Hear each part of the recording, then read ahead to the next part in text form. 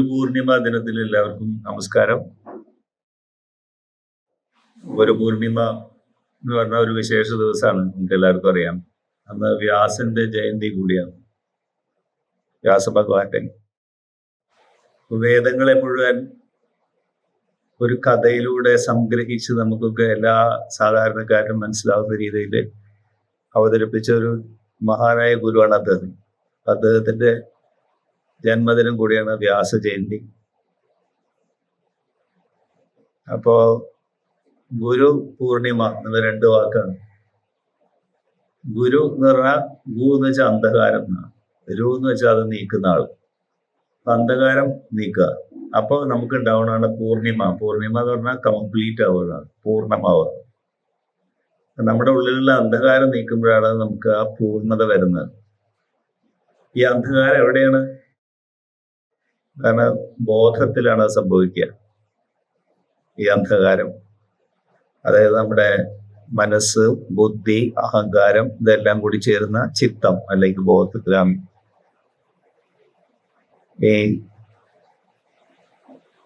അന്ധകാരം അല്ലെങ്കിൽ സങ്കീർണതകളാണ് ബാബുജി മഹാരാജന് കോംപ്ലക്സിറ്റീസ് എന്നറിയാം. അപ്പോ ഗുരുപൂർണിമ ദിനത്തിൽ ഇങ്ങനെ ഗുരുവുമായിട്ടുള്ള സത്സംഗത്തില് നമ്മുടെ പ്രോഗ്രസ് വളരെ ഫാസ്റ്റ് ആയിരിക്കുന്നതാണ് ബാബുജി മഹാരാജ്. അതുകൊണ്ടാണ് ഗുരുപൂർണിമ നമ്മുടെ മിഷനിൽ ആഘോഷിക്കുന്നത്. ഇനി സ്പിരിച്വൽ അനാട്ടമിയാണ് ശിവ പറയാൻ പറഞ്ഞത്. ഞാനും സത്സംഗത്തിൽ അതിനെക്കുറിച്ച് ഇങ്ങനെ മനസ്സിലേക്ക് വരുന്നുണ്ടായിരുന്നു. കാരണം കുറച്ചു നാളായിട്ട് ദാജിയും അമേരിക്കയിലും കാനഡ, യൂറോപ്പിലൊക്കെ സന്ദർശിക്കുമ്പോൾ അദ്ദേഹത്തിനെ ഇന്റർവ്യൂ ചെയ്യുന്ന പല പ്രമുഖ വ്യക്തികളും ഈ സ്പിരിച്വൽ അനാട്ടമിയെ കുറിച്ചാണ് അധികം അദ്ദേഹത്തിനോട് ചോദ്യങ്ങൾ ചോദിച്ചത്. ഇപ്പൊ അതാണ് ആ ബുക്കായിട്ട് വന്നിട്ടുള്ളത്. മലയാളത്തില് ട്രാൻസ്ലേഷൻ കംപ്ലീറ്റ് ആയിട്ടില്ല, അതുകൊണ്ട് ഇംഗ്ലീഷിൽ മാത്രമേ ഇപ്പോൾ സ്പിരിച്വൽ അനാട്ടമി എന്നുള്ള ബുക്ക് അവൈലബിൾ ആയിട്ടുള്ളൂ. ഒരു മഹാ അത്ഭുതമായിട്ടുള്ള ഒരു ബുക്കാണ്. ശരിക്കും പറഞ്ഞാൽ ആധ്യാത്മിക ശാസ്ത്രങ്ങളിൽ ഇതുവരെ ഇല്ലാത്ത ഒരു പുസ്തകമാണ് ഈ സ്പിരിച്വൽ അനാട്ടമി എന്നത്. അടുത്ത് തന്നെ അത് മലയാളത്തിലും നമുക്ക് എല്ലാവർക്കും വായിക്കാൻ ലഭ്യമായിട്ട്. അപ്പൊ അതില് എന്താണ് സ്പിരിച്വൽ അനാട്ടമി? സ്പിരിച്വൽ എന്നുള്ളൊരു വാക്ക്, അനാട്ടമി എന്നുള്ളത് രണ്ടു വാക്കാണ്. ഗുരുപൂർണിമ പോലെ നമ്മളെ തന്നെ നിരീക്ഷിച്ചു കഴിഞ്ഞാൽ നമ്മുടെ ശരീരം, ഇന്ദ്രിയങ്ങള്, അതിൻ്റെ ഉള്ളിലുള്ള ഞരമ്പുകളുടെ കൂട്ടം, അങ്ങനെ ഉള്ളിലേക്ക് പോയി കഴിഞ്ഞാൽ ഒന്ന് മറ്റൊന്നിനെ സപ്പോർട്ട് ചെയ്യുന്നതായിട്ട് നമുക്ക് കാണാൻ പറ്റും. നമ്മുടെ ശരീരത്തിനെ സപ്പോർട്ട് ചെയ്യുന്ന നമ്മുടെ ഇന്ദ്രിയങ്ങളെ സപ്പോർട്ട് ചെയ്യുന്നത് നെർവസ് സിസ്റ്റം, അതിനെ സപ്പോർട്ട് ചെയ്യുന്ന മനസ്സ്, അതിനെ സപ്പോർട്ട് ചെയ്യുന്ന ബുദ്ധി. അങ്ങനെ ഉള്ളിലേക്ക് ഇങ്ങനെ പോകുമ്പോൾ നമുക്ക് മനസ്സിലാവും ആത്യന്തികമായിട്ട് നമ്മളെ സപ്പോർട്ട് ചെയ്യുന്നത് നമ്മുടെ എനർജി സിസ്റ്റംസ് ആണ്. ഊർജത്തിന്റെ പ്രവാഹമാണ് നമ്മളെ സപ്പോർട്ട് ചെയ്യുന്നത്. ഊർജത്തിന്റെ ഒരു പ്രവാഹമാണ് നമ്മളെല്ലാവരും. നമ്മളെ ശരീരത്തിൽ നോക്കിയിട്ടുണ്ടോ? നമ്മുടെ ലിവർ, കിഡ്നി, ഹാർട്ട് ഒക്കെ നോക്കിക്കഴിഞ്ഞാൽ സെല്ലുകളുടെ ഒരു കൂട്ടമാണെങ്കിലും അതെല്ലാം പ്രവർത്തിക്കുന്ന ഊർജത്തിന്റെ മേഖല വ്യത്യസ്തമാണ്. ലിവറിന്റെ ഊർജത്തിന്റെ മേഖലയില്ല ഹൃദയത്തിനുള്ളത്, അതുപോലെയല്ല കിഡ്നിയുടെ ഊർജത്തിന്റെ മേഖലയിൽ, ഒക്കെ വ്യത്യസ്തമാണ്. ഇനി ആരോഗ്യമുള്ള രണ്ടാൾക്കാരെ നോക്കിക്കഴിഞ്ഞാൽ രണ്ടുപേരുടെയും ബോധം വ്യത്യസ്തമായിട്ട് പ്രവർത്തിക്കണം, അല്ലേ? രണ്ടുപേരെ നോക്കിയാലും നല്ല ആരോഗ്യവും എല്ലാ അവയവങ്ങളും പെർഫെക്റ്റ് ആയിട്ടുണ്ടാവും, പക്ഷെ അവരുടെ ബോധത്തിൽ വ്യത്യാസമുണ്ട്. അങ്ങനെ എത്രമാത്രം വൈവിധ്യമാർന്നിട്ടുള്ള ഒരു ലോക നമുക്ക് വളരെ അത്ഭുതപ്പെട്ടു. നമ്മളെ തന്നെ നമ്മൾ നിരീക്ഷിക്കുമ്പോൾ ഈ ഊർജത്തിന്റെ വ്യത്യസ്തമായിട്ടുള്ള ഏരിയകൾ, അതായത് ലിവർ, കിഡ്നി, അങ്ങനെയുള്ള അവയവങ്ങൾ, അതൊക്കെ വ്യത്യസ്തമായിട്ടുള്ള ഊർജത്തിന്റെ ലെവലിലാണെങ്കിലും അത് തമ്മിൽ പരസ്പരമുള്ള ഒരു ധാരണയും ഒരു പൊരുത്തം നോക്കിക്കഴിഞ്ഞാൽ നമ്മൾ അത്ഭുതപ്പെടും. മനുഷ്യൻ എന്തുകൊണ്ട് പരസ്പരം സഹകരിക്കണം എന്നുള്ളതിന്റെ പ്രധാനപ്പെട്ട ഉദാഹരണം നമ്മളെ തന്നെ നിരീക്ഷിച്ചാൽ മതി. നമ്മുടെ എനർജി സിസ്റ്റംസ് എത്രമാത്രം പരസ്പര പൂരകങ്ങളായിട്ട് ഇന്റഗ്രേറ്റഡ് ആയിട്ട് വർക്ക് ചെയ്യും. നമ്മുടെ യോഗ എന്ന് പറഞ്ഞാൽ ഇന്റഗ്രേഷൻ. അപ്പോൾ ഈ എനർജി സിസ്റ്റമാണ് നമ്മളെ സപ്പോർട്ട് ചെയ്യുന്നത്. അതിനെ ആധ്യാത്മിക ശാസ്ത്രങ്ങളിൽ ഈ എനർജി സിസ്റ്റത്തിനെ മൂലാധാരം തൊട്ട് ഇങ്ങനെ പല പല മൂലാധാരം, സ്വാധിഷ്ഠാനം, മണിപൂരകം, അനാഹതം, വിശുദ്ധി, ആജ്ഞ, സഹസ്രദളകമലം എന്ന് പറയുന്ന 7 ചക്രങ്ങളായിട്ട് പറയുന്നത്. ഈ 7 ഊർജത്തിന്റെ വ്യത്യസ്തമായിട്ടുള്ള മേഖലകളിൽ പ്രവർത്തിക്കുന്നു. ഹാർട്ട്ഫുൾനെസ്സിനെ സംബന്ധിച്ചിടത്തോളം ഈ സഹസ്രദള കമലത്തിൽ നിന്ന് വീണ്ടും മുന്നോട്ട് പോകുന്നു. അപ്പൊ അതിനെ ഹൃദയമണ്ഡലം, മനോമണ്ഡലം, കേന്ദ്രമണ്ഡലം എന്നുള്ള 3 വിഭാഗങ്ങളായി തിരിച്ച് 16 ചക്രങ്ങളായിട്ടാണ് പറയുന്നത്. അപ്പൊ ആദ്യത്തെ 3 ചക്രം മൂലാധാരം, സ്വാധിഷ്ഠാനം, മണിപൂരകം. അത് 3 മനുഷ്യർക്കും മറ്റു മൃഗങ്ങൾക്കും ജീവജാലങ്ങൾക്കും ഒക്കെ സെയിം ആണ്. അത് നമ്മൾ ആഹാരം സമ്പാദിക്കുക, പ്രത്യുൽപാദനം, നമ്മളെ സ്വയം സംരക്ഷിക്കുക, ഇങ്ങനെയുള്ള കാര്യങ്ങൾക്ക് വേണ്ടി ഉപയോഗിക്കാനാണ് ഈ ആദ്യത്തെ 3 ചക്രങ്ങൾ. മൂലാധാരത്തും തുടങ്ങി അങ്ങനെ മുകളിലേക്ക് പോകുന്നു. ഓരോന്നിന്റെ എനർജി ലെവൽ വ്യത്യസ്തമാണ്. നമ്മൾ നേരത്തെ അവയവങ്ങളുടെ എനർജി ലെവൽ പറഞ്ഞ പോലെ. അപ്പോ അതുകൊണ്ട് ആദ്യത്തെ 3 ചക്രങ്ങളെ കുറിച്ച് നമുക്ക് വളരെ ഡീറ്റെയിൽ ആയിട്ട് ഹാർട്ട്ഫുൾനെസ്സിൽ പറയേണ്ട ആവശ്യമില്ല. കാരണം അത് മനുഷ്യർക്കും മൃഗങ്ങൾക്കും മറ്റു ജീവജാലങ്ങൾക്കും ഒക്കെ കോമൺ ആണ്. പിന്നെ അതിന്റെ ഉദ്ദേശം എന്താന്ന് ഞാനിപ്പോ പറഞ്ഞു. അപ്പൊ ഹൃദയചക്രം തൊട്ടാ തുടങ്ങുന്നത് 1ാമത്തെ പോയിന്റ് ഇത്. അപ്പൊ ഒന്ന് മറ്റൊന്നിനെ പരസ്പരം സപ്പോർട്ട് ചെയ്യുന്നതായിട്ട് നമുക്ക് കാണാൻ പറ്റും. ഇത് വേണ്ട രീതിയിൽ പ്രവർത്തിക്കണമെങ്കിൽ യോഗശാസ്ത്രം അനുസരിച്ച് നമ്മളുടെ ബോധത്തിനെ നമ്മൾ കേന്ദ്രത്തിലേക്ക് കൊണ്ടുവരേണ്ട ആവശ്യകതയുണ്ട്. അപ്പോഴാണ് ഈ ചക്രങ്ങൾ ശരിയായ രീതിയിൽ പ്രവർത്തിക്കുന്നത്. ഇപ്പൊ ഊർജപ്രവാഹത്തിനെ സമഞ്ജസമായിട്ട് യോജിക്കുന്ന സമയത്ത് ഒരു വ്യക്തി എന്നുള്ള നിലയ്ക്ക് നമുക്ക് കാര്യക്ഷമമായിട്ട് പ്രവർത്തിക്കാൻ പറ്റും. ഇതാണ് യോഗശാസ്ത്രങ്ങൾ പറയുന്നത്. ഇതില് ആത്മാവ് അല്ലെങ്കിൽ സോൾ എപ്പോഴാണ് ഇതിൽ പ്രവേശിക്കുന്നത്? യോഗശാസ്ത്രം അനുസരിച്ച് നമ്മുടെ സോൾ അല്ലെങ്കിൽ ആത്മാവ് ഈ ബ്രഹ്മരന്ധ്രം എന്ന് പറയുന്ന 12ാമത്തെ പോയിന്റ് ചക്രത്തിൽ കൂടെയാണ് ഉള്ളിലേക്ക് പ്രവേശിക്കുന്നത്. അപ്പോ ഭ്രൂണത്തിന്റെ ആദ്യത്തെ 3 മാസങ്ങളിലാണ് അത് സംഭവിക്കുന്നത്. ഇപ്പൊ ഭ്രൂണം അത് ഉണ്ടായി വളരുന്ന സന്ദർഭത്തിൽ അതിന്റെ ഉള്ളിൽ സോൾ ഉണ്ടോ എന്ന് വെച്ചാൽ സോള് പുറത്തുനിന്നാണ് ആത്മാവ് അതിനെ കൺട്രോൾ ചെയ്യുന്നത്. അത് കഴിഞ്ഞ് ആദ്യം ഹൃദയം രൂപം പ്രാപിക്കും ഉള്ളില്. അത് കഴിഞ്ഞ് മറ്റവയവങ്ങള് തലച്ചോറൊക്കെ വന്ന് ഈ ചക്രങ്ങളൊക്കെ രൂപപ്പെട്ടതിന് ശേഷം 12ാമത്തെ ചക്രത്തിലൂടെയാണ് ബ്രഹ്മരന്ധ്രത്തിലൂടെയാണ് ബ്രഹ്മരന്ധ്രം എന്നാണ് ആത്മാവ് പ്രവേശിക്കുന്ന ആ പോയിന്റ് എന്നുള്ള അർത്ഥത്തിൽ ബ്രഹ്മരന്ധ്രം എന്ന് പേര്. അതിലൂടെയാണ് ആത്മാവ് പ്രവേശിച്ച് മറ്റ് ചക്രങ്ങളിലൂടെ യാത്ര ചെയ്ത് വരുമ്പോഴാണ് ഈ ഊർജത്തിന്റെ പ്രവാഹം പ്രവർത്തിക്കുക. ഇപ്പൊ ഇലക്ട്രിസിറ്റി പലതരം യന്ത്രങ്ങളിലൂടെ കടന്നു പോകുമ്പോൾ അതൊക്കെ വ്യത്യസ്തമായ രീതിയിൽ പ്രവർത്തിക്കുന്ന പോലെ.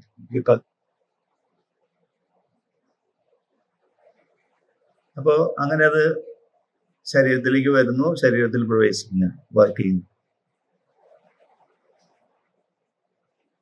ഇതും പഞ്ചഭൂതങ്ങളെ കൊണ്ടാണ് എല്ലാ ചക്രങ്ങളും നിർമ്മിക്കപ്പെട്ടിട്ടുള്ളത്. വ്യത്യസ്തമായിട്ടുള്ള അനുപാതത്തിൽ അതിനെ ചേർത്ത് വെച്ചിരിക്കണം. 1ാമത്തെ പോയിന്റ് നമ്മളെ ഭൂമി എന്നുള്ള എർത്ത് എലിമെന്റ് ആണ്. അവിടുന്ന് അങ്ങനെ തുടങ്ങും. ഭൂമി, ആകാശം, അഗ്നി, ജലം, വായു, അങ്ങനെ മുകളിലേക്ക് പോകും. അതിന്റെ തന്നെ കൂടുതൽ ആഴത്തിൽ സൂക്ഷ്മമായിട്ടുള്ള ഊർജത്തിന്റെ വ്യത്യസ്തമായിട്ടുള്ള തലങ്ങൾ. ഇങ്ങനെ ആത്മാവ് പ്രവേശിക്കുന്നു എന്നാണ് യോഗശാസ്ത്രങ്ങൾ പറയുന്നത്. ഇനി ആത്മാവ് വിഡ്രോ ചെയ്യുമ്പോഴോ നമ്മൾ മരണസമയത്ത് ഏതെങ്കിലും ഒരു ചക്രം കൊളാപ്സ് ആവുന്നതോട് കൂടിയിട്ട് അതിന്റെ തരംഗം പോലത്തെ എഫക്റ്റ് മറ്റു ചക്രങ്ങളുടെ മേലെ ഒന്നൊന്നായിട്ട് അത് ഓരോരോ ചക്രങ്ങൾ ഇങ്ങനെ കൊളാപ്സ് ആയിക്കൊണ്ടിരിക്കും. തുടക്കം ഭൂമി എന്നുള്ളതായതുകൊണ്ട് ആ ചക്രമാണ് ആദ്യം കൊളാപ്സ് ആവുക. അതായത് അതുകൊണ്ടാണ് മരിക്കാൻ നേരത്തെ ആദ്യം കാല് കരിക്കും തണുത്തുമായി കാണണം നമ്മൾ. ഡോക്ടർമാരും നഴ്സുമാരൊക്കെ പേഷ്യൻസിനെ ഒബ്സർവ് ചെയ്ത് എന്താണ് അവർക്ക് ശാരീരികമായിട്ട് സംഭവിക്കുന്നത്. ആദ്യം കാല് തണുക്കും, പതുക്കെ അങ്ങനെ. പിന്നെ ഓരോ ഘടകങ്ങൾ, അഗ്നി, വായു, ഓരോ ഘടകങ്ങൾ ഇങ്ങനെ പിന്മാറും. അങ്ങനെയാണ് സോള് ശരീരം വിട്ടു പോകുന്നത്. അതിൽ മോക്ഷപ്രാപ്തി നേടിയ ആത്മാക്കളാണെങ്കിൽ ബ്രഹ്മരന്ധ്രത്തിൽ കൂടെ തന്നെയാണ് തിരിച്ചു മടക്കം പുറത്തേക്ക്.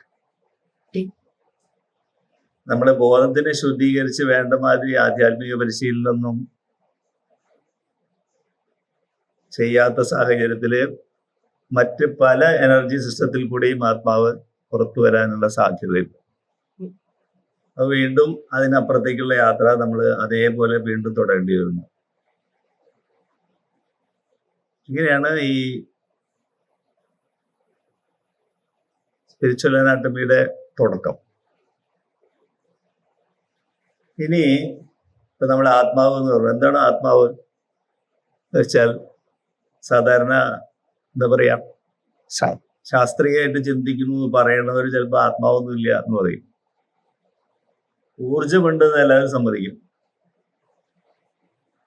അപ്പോ ആത്മാവിനെ ഉണ്ടോ ഇല്ലേ, അതെന്താ സംഭവിച്ചത് ചോദിച്ചു കഴിഞ്ഞാൽ അതിന് ഹാർട്ട്ഫുൾനെസ് മാസ്റ്റേഴ്സ് പറയുമ്പോൾ നമ്മള് ഒരു കുട്ടി ജനിക്കുന്ന സമയത്ത് അതിനെ നിരീക്ഷിച്ചു കഴിഞ്ഞാൽ ആദ്യം അത് എന്താ ചെയ്യുക? കരയുക. കരഞ്ഞില്ലെങ്കിൽ ഡോക്ടർമാർക്ക് ആകെ വേവലാതിയാവും. അതിനെ തല തിരിച്ചു പിടിച്ച് തട്ടി കരയിപ്പിക്കും. എന്നിട്ടും കരഞ്ഞില്ലെങ്കിലോ ചുറ്റുമുള്ള ആൾക്കാരൊക്കെ കരയണം. ഈ കടുത്ത വേദനയിലും കുട്ടിയുടെ കരച്ചിൽ കേൾക്കുമ്പോഴാണ് അമ്മ ആദ്യമായിട്ട് ചിരിക്കുന്നത്. അപ്പൊ മാത്രമാണ്, ആ സന്ദർഭത്തിൽ മാത്രമാണ് കുട്ടിയുടെ കരച്ചിൽ കേൾക്കുമ്പോൾ അമ്മ ചിരിക്കണ ഒരേ ഒരു സന്ദർഭം അപ്പോഴേ ഉള്ളൂ. പിന്നീട് അത് രണ്ടുപേരും കരച്ചു തന്നെയാണ്. പല പല പ്രശ്ന സങ്കീർണതകൾ കൂടെ കടന്നു പോകും. അപ്പം അഥവാ ഈ കുട്ടി കരഞ്ഞിരിക്കലോ, അത് ആ ജനിക്കുന്ന സമയത്ത് ആ ജീവശക്തി, ലൈഫ് ഫോഴ്സ് അതിലേക്ക് വന്നിട്ടില്ല എന്നാണ്. ആ ലൈഫ് ഫോഴ്സിനെ, ആ ജീവശക്തിയെ നമ്മൾ ആത്മാവ് എന്ന് വിളിക്കും, അല്ലെങ്കിൽ സ്പിരിറ്റ് എന്ന് വിളിക്കും ചില മതങ്ങളിലായിട്ട്.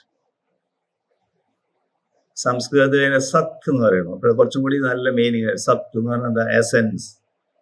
ആ എസെൻസ് ഇല്ലെങ്കിൽ ബാക്കിയൊന്നും വർക്ക് ചെയ്യില്ല. ഇപ്പൊ ഇലക്ട്രിസിറ്റി ഇല്ലെങ്കിൽ ഒരു മഹത്തായ ഉപകരണങ്ങളും വർക്ക് ചെയ്യാത്ത പോലെ ആത്മാവ് എന്നുള്ള എസെൻസ് ഇല്ലെങ്കിൽ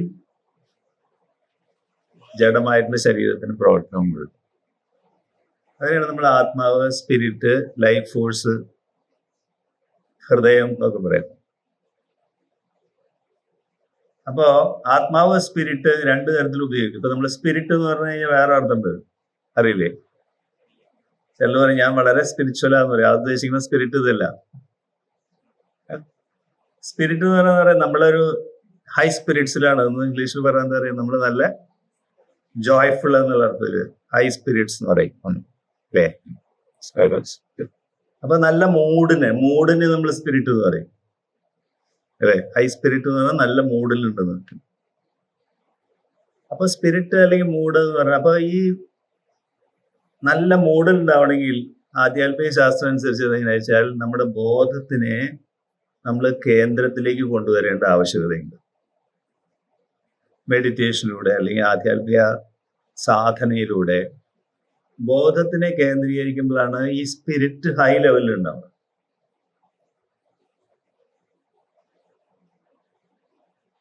ഇനി ഈ ആത്മാവ് ശരീരത്തിലും ഉള്ളപ്പോഴും പ്രവർത്തിക്കും, ശരീരത്തിന് പുറത്തു തന്നെ നിലനിൽപ്പുണ്ട്.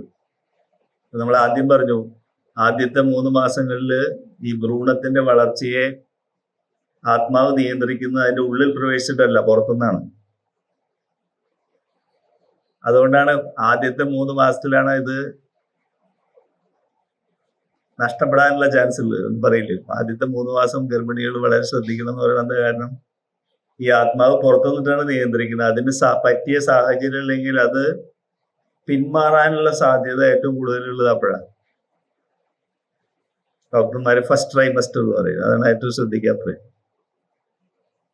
അപ്പൊ അതിന് കാരണം പുറത്തു നിന്നാണ് ഈ ആത്മാവ് ഇതിനെ ക്രമീകരിക്കുന്നത്.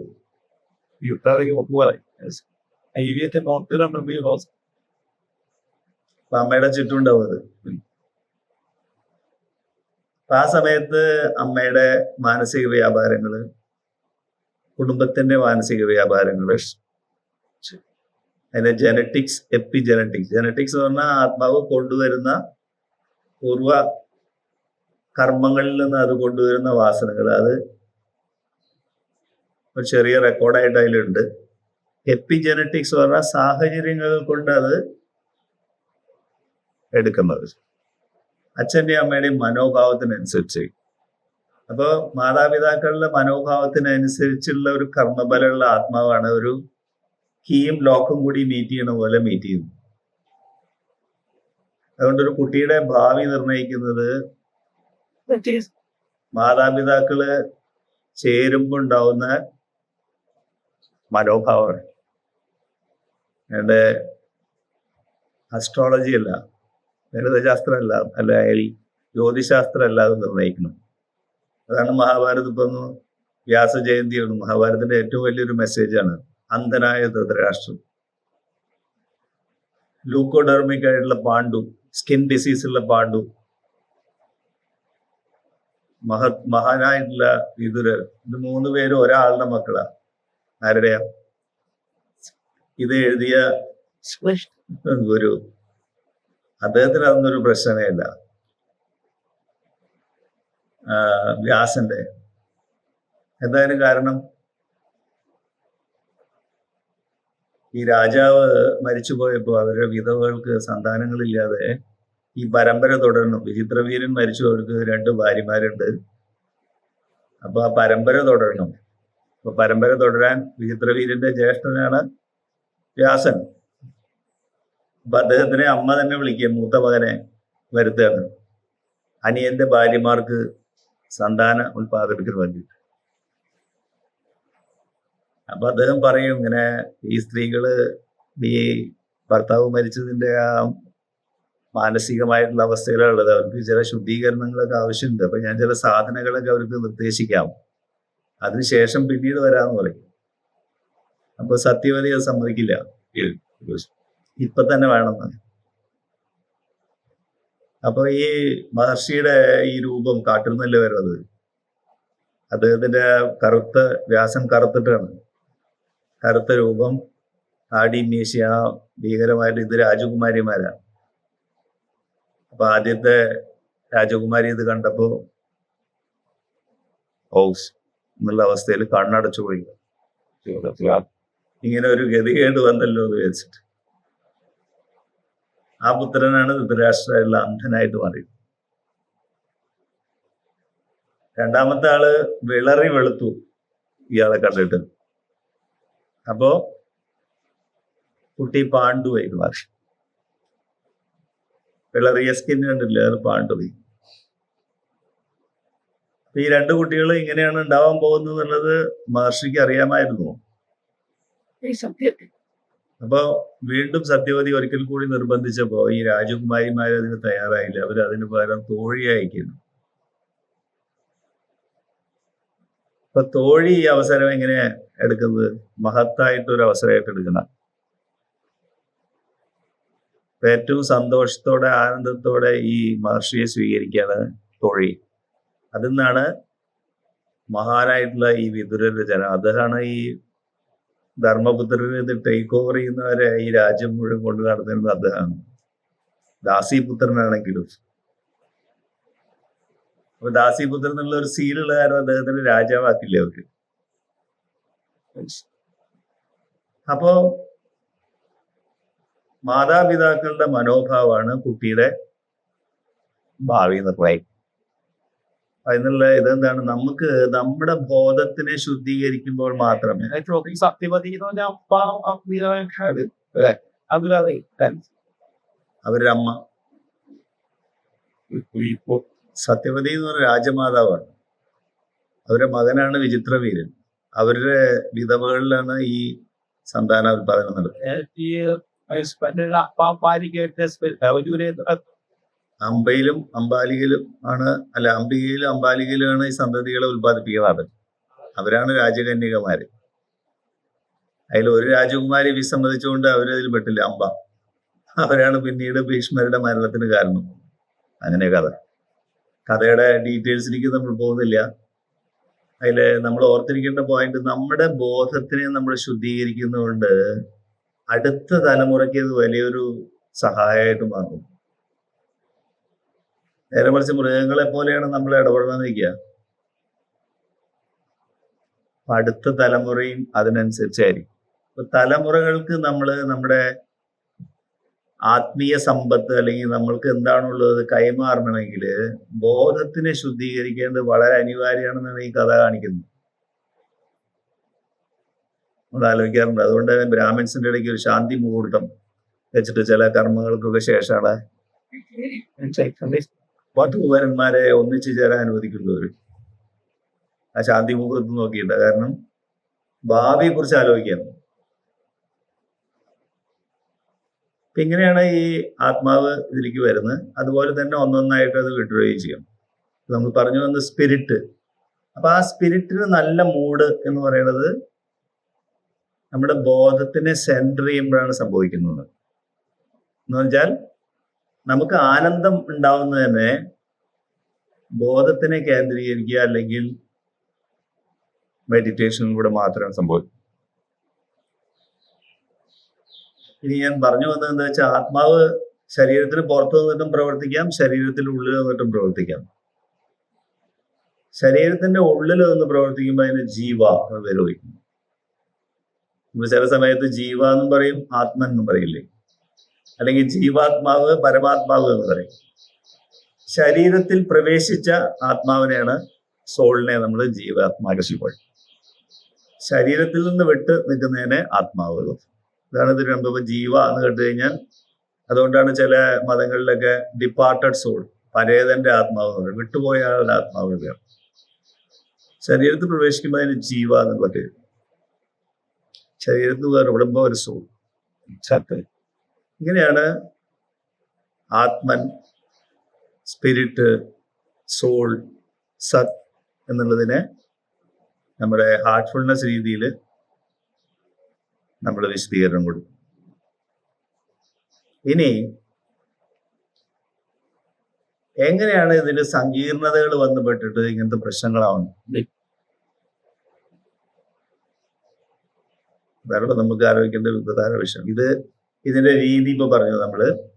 അതില് മനോഭാവം എത്രമാത്രം പ്രസക്തമാണ് നമ്മുടെ തലമുറകളിലേക്കുള്ള നമ്മുടെ കൈമാറ്റത്തിൽ എന്നുള്ളത് നമുക്ക് മനസ്സിലായി. ഇനി ഈ സങ്കീർണതകളും അതുപോലെ അഴുക്കുകളും എങ്ങനെ വന്നുകൂടുന്നു ഈ ബോധത്തിൽ? ആത്മാവതിൽ പ്രവേശിച്ച എല്ലാ ചക്രങ്ങളിലൂടെ എങ്ങനെ പോകുന്നു?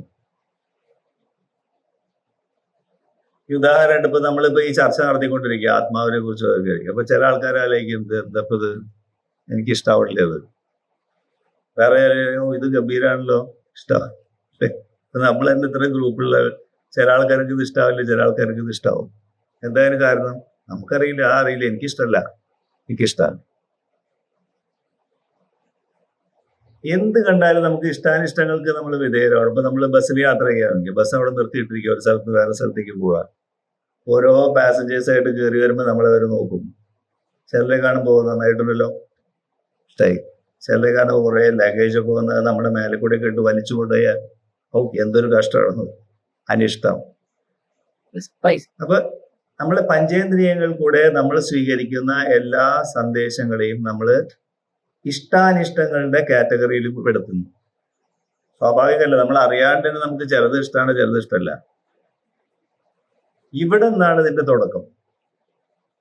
നമ്മളങ്ങനെ അത്രയ്ക്ക് ഞാൻ ആലോചിച്ചിട്ടില്ല എന്ന് പറയും. എന്തെങ്കിലും സാധനം കണ്ടത് അതെനിക്ക് ഇഷ്ടപ്പെട്ടു, ഇതെനിക്ക് ഇഷ്ടമായി. അപ്പോ ഇഷ്ടാനിഷ്ടങ്ങളെയാണ് നമ്മൾ ആഗ്രഹങ്ങൾ എന്ന് പറയുന്നത്. പരസ്പര വൈരുദ്ധ്യങ്ങളത്. എന്തുകൊണ്ടാണ് പരസ്പര വൈരുദ്ധ്യങ്ങളിലേക്ക് നമ്മുടെ ബോധം പോകുമ്പോൾ ഉണ്ടാവുന്ന അപകടം മനസ്സിലാക്കട്ടെ. എങ്ങനെ വെച്ചാൽ, ഈശ്വരന്റെ സൃഷ്ടിയില് ഇന്നത് നല്ലത്, ഇന്നത് ചീത്താന്നത് നമ്മൾ ഒരു വിവേചനം വെക്കുന്നത്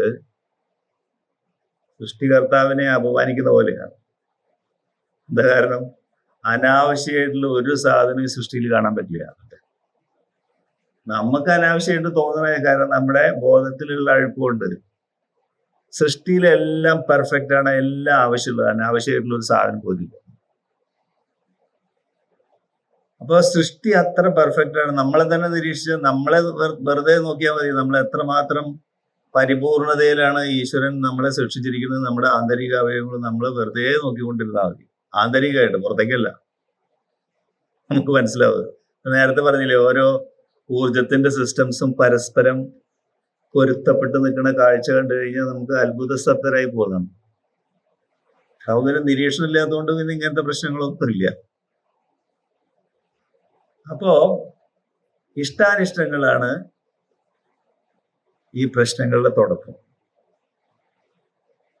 അപ്പോ ഹാർട്ട്ഫുൾനെസ്സിൽ അതാണ് അനാട്ടമി ആയിട്ട് പറയുന്നത്. അതായത് ഈ ഇഷ്ടാനിഷ്ടങ്ങൾ വരുന്ന സമയത്ത് ഈ ഊർജത്തിന്റെ പല പല പോയിന്റുകൾ, ഇപ്പോൾ 16 ചക്രങ്ങൾ പറഞ്ഞു, ആദ്യത്തെ 3 ഒഴിവാക്കിയ 13 ചക്രങ്ങൾ, 1 മുതൽ 13 വരെയുള്ള പോയിന്റുകൾ അല്ലെങ്കിൽ ചക്രങ്ങൾ, എനർജിയുടെ കൂട്ടം ചക്ര എന്ന് പറയും. പോയിന്റ് എന്ന് പറയും, ചിലപ്പോൾ ചക്ര എന്ന് പറയും. അതൊക്കെ ഒരേ അർത്ഥത്തിൽ തന്നെ ഉപയോഗിക്കും. ചക്ര എന്ന് പറയുന്ന കാരണം അതിന്റെ വൈബ്രേഷൻസ് എങ്ങനെയാണ്, അതുകൊണ്ടാണ് ചക്ര എന്ന് പറയും, തിരിയണു എന്നുള്ള അർത്ഥത്തിൽ. അപ്പോ ഈ ചക്രങ്ങളില്, ഈ പോയിന്റുകളില് ഒരു വൈബ്രേഷൻ ഉണ്ടാവും. ഈ ഓരോ ഇമോഷൻസും നമ്മളിൽ വരുന്നുണ്ട്.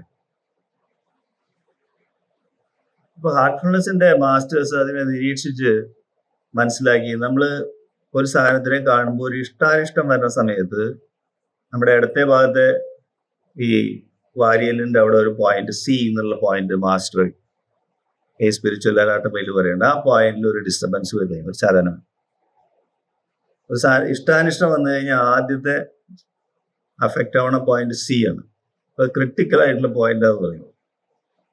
ഇടത്തെ വാരിയലിന്റെ അവിടെ താഴത്തുള്ള ഒരു പോയിന്റ് ആണ്. ആ വാരിയലില് അത് കഴിക്കാൻ പിന്നെ അടുത്ത ഭാഗം തുടങ്ങുകയാണ്. ആ ലാസ്റ്റ് റിബിന്റെ മേലെയാണ് ആ പോയിന്റ് സി. അപ്പോ എന്തിനോടൊക്കെയാണ് നമുക്ക് ഇഷ്ടാനിഷ്ടങ്ങൾ തോന്നാൻ സാധ്യത ഉള്ളത്? വസ്തുക്കളോട് തോന്നാം, വ്യക്തികളോട് തോന്നാം. അതല്ലേ, വസ്തുക്കളും വ്യക്തികളും മാത്രമല്ലേ ഉള്ളൂ ലോകത്തിന്.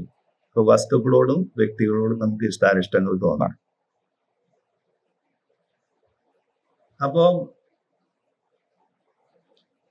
അപ്പൊ എന്താണ് വെച്ചാൽ, ഇത് മൊത്തത്തിൽ അത് സി എന്നുള്ള പോയിന്റിൽ ഒരു ചലനം ഉണ്ടാക്കുന്നു പറഞ്ഞു. പിന്നെ അത് ഫിൽട്ടർ ചെയ്യാൻ തുടങ്ങും.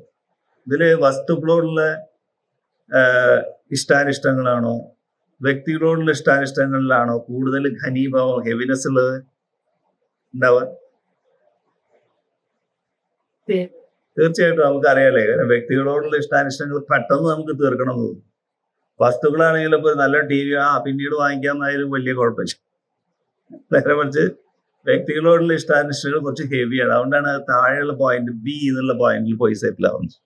അപ്പൊ ഫിൽട്ടർ ചെയ്യാൻ തുടങ്ങി. സി എന്നുള്ള പോയിന്റ് നിന്ന് വ്യക്തികളോടാണ് ഇഷ്ടാനിഷ്ടങ്ങൾ എന്ന് ബി പോയിന്റിൽ ഡിസ്റ്റർബൻസ് വരാവും. വസ്തുക്കളോടാണ് ഇതെനിക്ക് അതില്ല, ഈ വേറെ നല്ലൊരു വീട് പോയി കണ്ടപ്പോ എന്റെ വീട് ഇങ്ങനെയല്ലോ, അത് എത്ര മനോഹരമായിട്ട് ഈ വീട്, ഇതുപോലൊരു വീട് ഉണ്ടായാൽ നന്നായിരുന്നു. എന്റെ കയ്യിലൊരു കാറുണ്ട്, വേറൊരു കാറ് വാങ്ങി, എത്ര മനോഹരമായിട്ടുള്ള കാറാണ് എന്റെ കാറോ, അപ്പൊ അത് വേണം തോന്നും. ഉപയോഗം എന്താ നമ്മൾ നോക്കില്ല. അപ്പൊ വസ്തുക്കളോടുള്ള ഇഷ്ടാനിഷ്ടങ്ങൾ എ എന്നുള്ള പോയിന്റിലും വ്യക്തികളോടുള്ളത് ബി എന്നുള്ള പോയിന്റിലും സെറ്റിലാവും. എന്തായി? 3 പോയിന്റിലും എന്തായി? ഡിസ്റ്റർബൻസ് ആയി, അസ്വസ്ഥതയായി. അതിന്റെ ആ നോർമൽ ലെവൽ പോയി, വൈബ്രേറ്റ് ചെയ്യാൻ തുടങ്ങി. ഇതെല്ലാം നമ്മളെ നിരീക്ഷിച്ചാൽ നമുക്ക് അറിയാൻ പറ്റും. സി പോയിന്റിലുള്ള ചലനം, ബിയിലുള്ള ചലനം, എയിലുള്ള ചലനം നമുക്ക് ഫീൽ ചെയ്യും. നിരീക്ഷിക്കണം മാത്രം. നമ്മുടെ ഉള്ളിലേക്ക് അറ്റൻഷൻ കൊടുക്കുമ്പോഴാണ് അത് സംഭവിക്കുന്നത്. അപ്പൊ എന്താ എയും ബിയും സിയും കൂടിയിട്ട് വൈബ്രേറ്റ് ചെയ്യാൻ തുടങ്ങി. ഇത് മുഴുവൻ ആ ഫസ്റ്റ് പോയിന്റ് ഹാർട്ടിന്റെ ചുറ്റുമുള്ള പോയിന്റ്സ് അത് ഞാൻ മൊത്തത്തിൽ ഹാർട്ട് ഡിസ്റ്റർബ് ആയി. ഹാർട്ടിന് ഡിസ്റ്റർബൻസ് ഇല്ലാണ്ടിരിക്കുമ്പോൾ നമുക്കൊരു സംതൃപ്തി ഫീൽ ചെയ്യുക. ഇപ്പൊ ഹാർട്ട് ഡിസ്റ്റർബ്, നമ്മൾ ആദ്യം പറഞ്ഞു ബോധത്തിനെ അതിന്റെ കേന്ദ്രത്തിലേക്ക് സെന്റർ ചെയ്യുമ്പോഴാണ് നമുക്ക് ഹാപ്പിനെസ് അല്ലെങ്കിൽ ഹൈ സ്പിരിറ്റ് ഉണ്ടാവണം നമ്മൾ പറഞ്ഞില്ലേ. അപ്പൊ നമ്മൾ അസ്വസ്ഥരായി. അപ്പൊ ഈ അസ്വസ്ഥത അടുത്ത പോയിന്റിലേക്ക് വ്യാപിച്ചു. സെക്കൻഡ് പോയിന്റിലേക്ക് ഒന്നിന്ന് ഓവർഫ്ലോ ചെയ്തിട്ട് അടുത്ത പോയിന്റ് സെക്കൻഡ് പോയിന്റിലേക്ക് വരും. സെക്കൻഡ് പോയിന്റ് എന്ന് പറയുന്നത് ആകാശം. അവിടെ സാധാരണ നിലയ്ക്ക് നമുക്ക് അനുഭവപ്പെടുന്നത് സ്വസ്ഥത അല്ലെങ്കിൽ ശാന്തിയാണ്. ഈ ഹൃദയത്തിന്റെ ഡിസ്റ്റർബൻസ്, ABC-യിലുള്ള ഡിസ്റ്റർബൻസ് സെക്കൻഡ് പോയിന്റിലേക്ക് കിടക്കുന്ന സമയത്ത് നമ്മൾ അസ്വസ്ഥരാകുന്നു.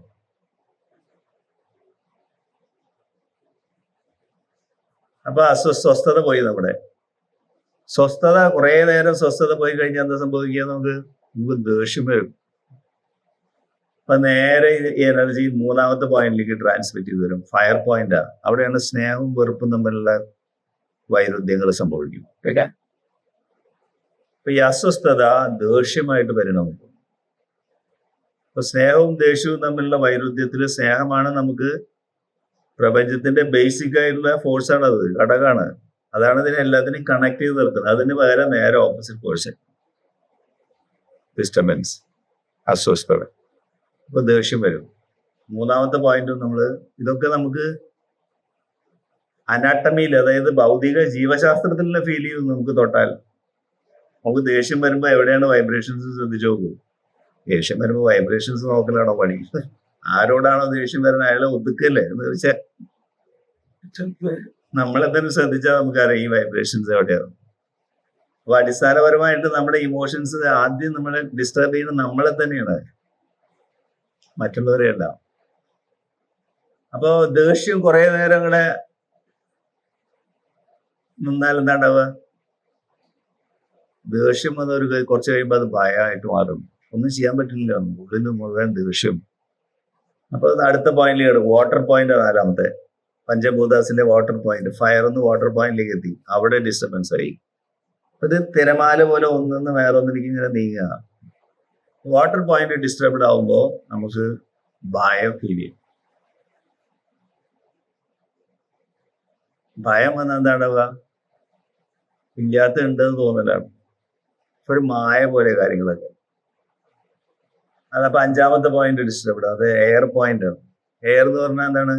ട്രാൻസ്പാരന്റ് ആണ്. വ്യക്തതയും അവ്യക്തതയും തമ്മിലുള്ള വൈരുദ്ധ്യമാണ് അവിടെ പ്രകടമാവുക. നമുക്ക് കാര്യങ്ങൾക്ക് വ്യക്തത വേണ്ടി ഈശ്വരൻ തന്നിട്ടുള്ള പോയിന്റ് ആണ്. പക്ഷെ അവിടെ ഡിസ്റ്റർബൻസ് വരുമ്പോൾ ആ വ്യക്തത തന്നെ അവ്യക്തതയും ഇല്യൂഷനുമായിട്ട് മാറും. ഇല്യൂഷൻ എന്ന് പറഞ്ഞാൽ ഇല്ലാത്ത തോന്നല്, ഭയത്തുനിന്നുണ്ടാവുക. അപ്പൊ എന്തുണ്ടായി? ഈ ആദ്യത്തെ 5 ചക്രങ്ങളും ഡിസ്റ്റർബ്ഡ് ആയി. അതിനാണ് ഹൃദയമണ്ഡലം എന്ന് നമ്മൾ പറയുന്നത്. ഹൃദയമണ്ഡലം മൊത്തത്തില് അസ്വസ്ഥമായി.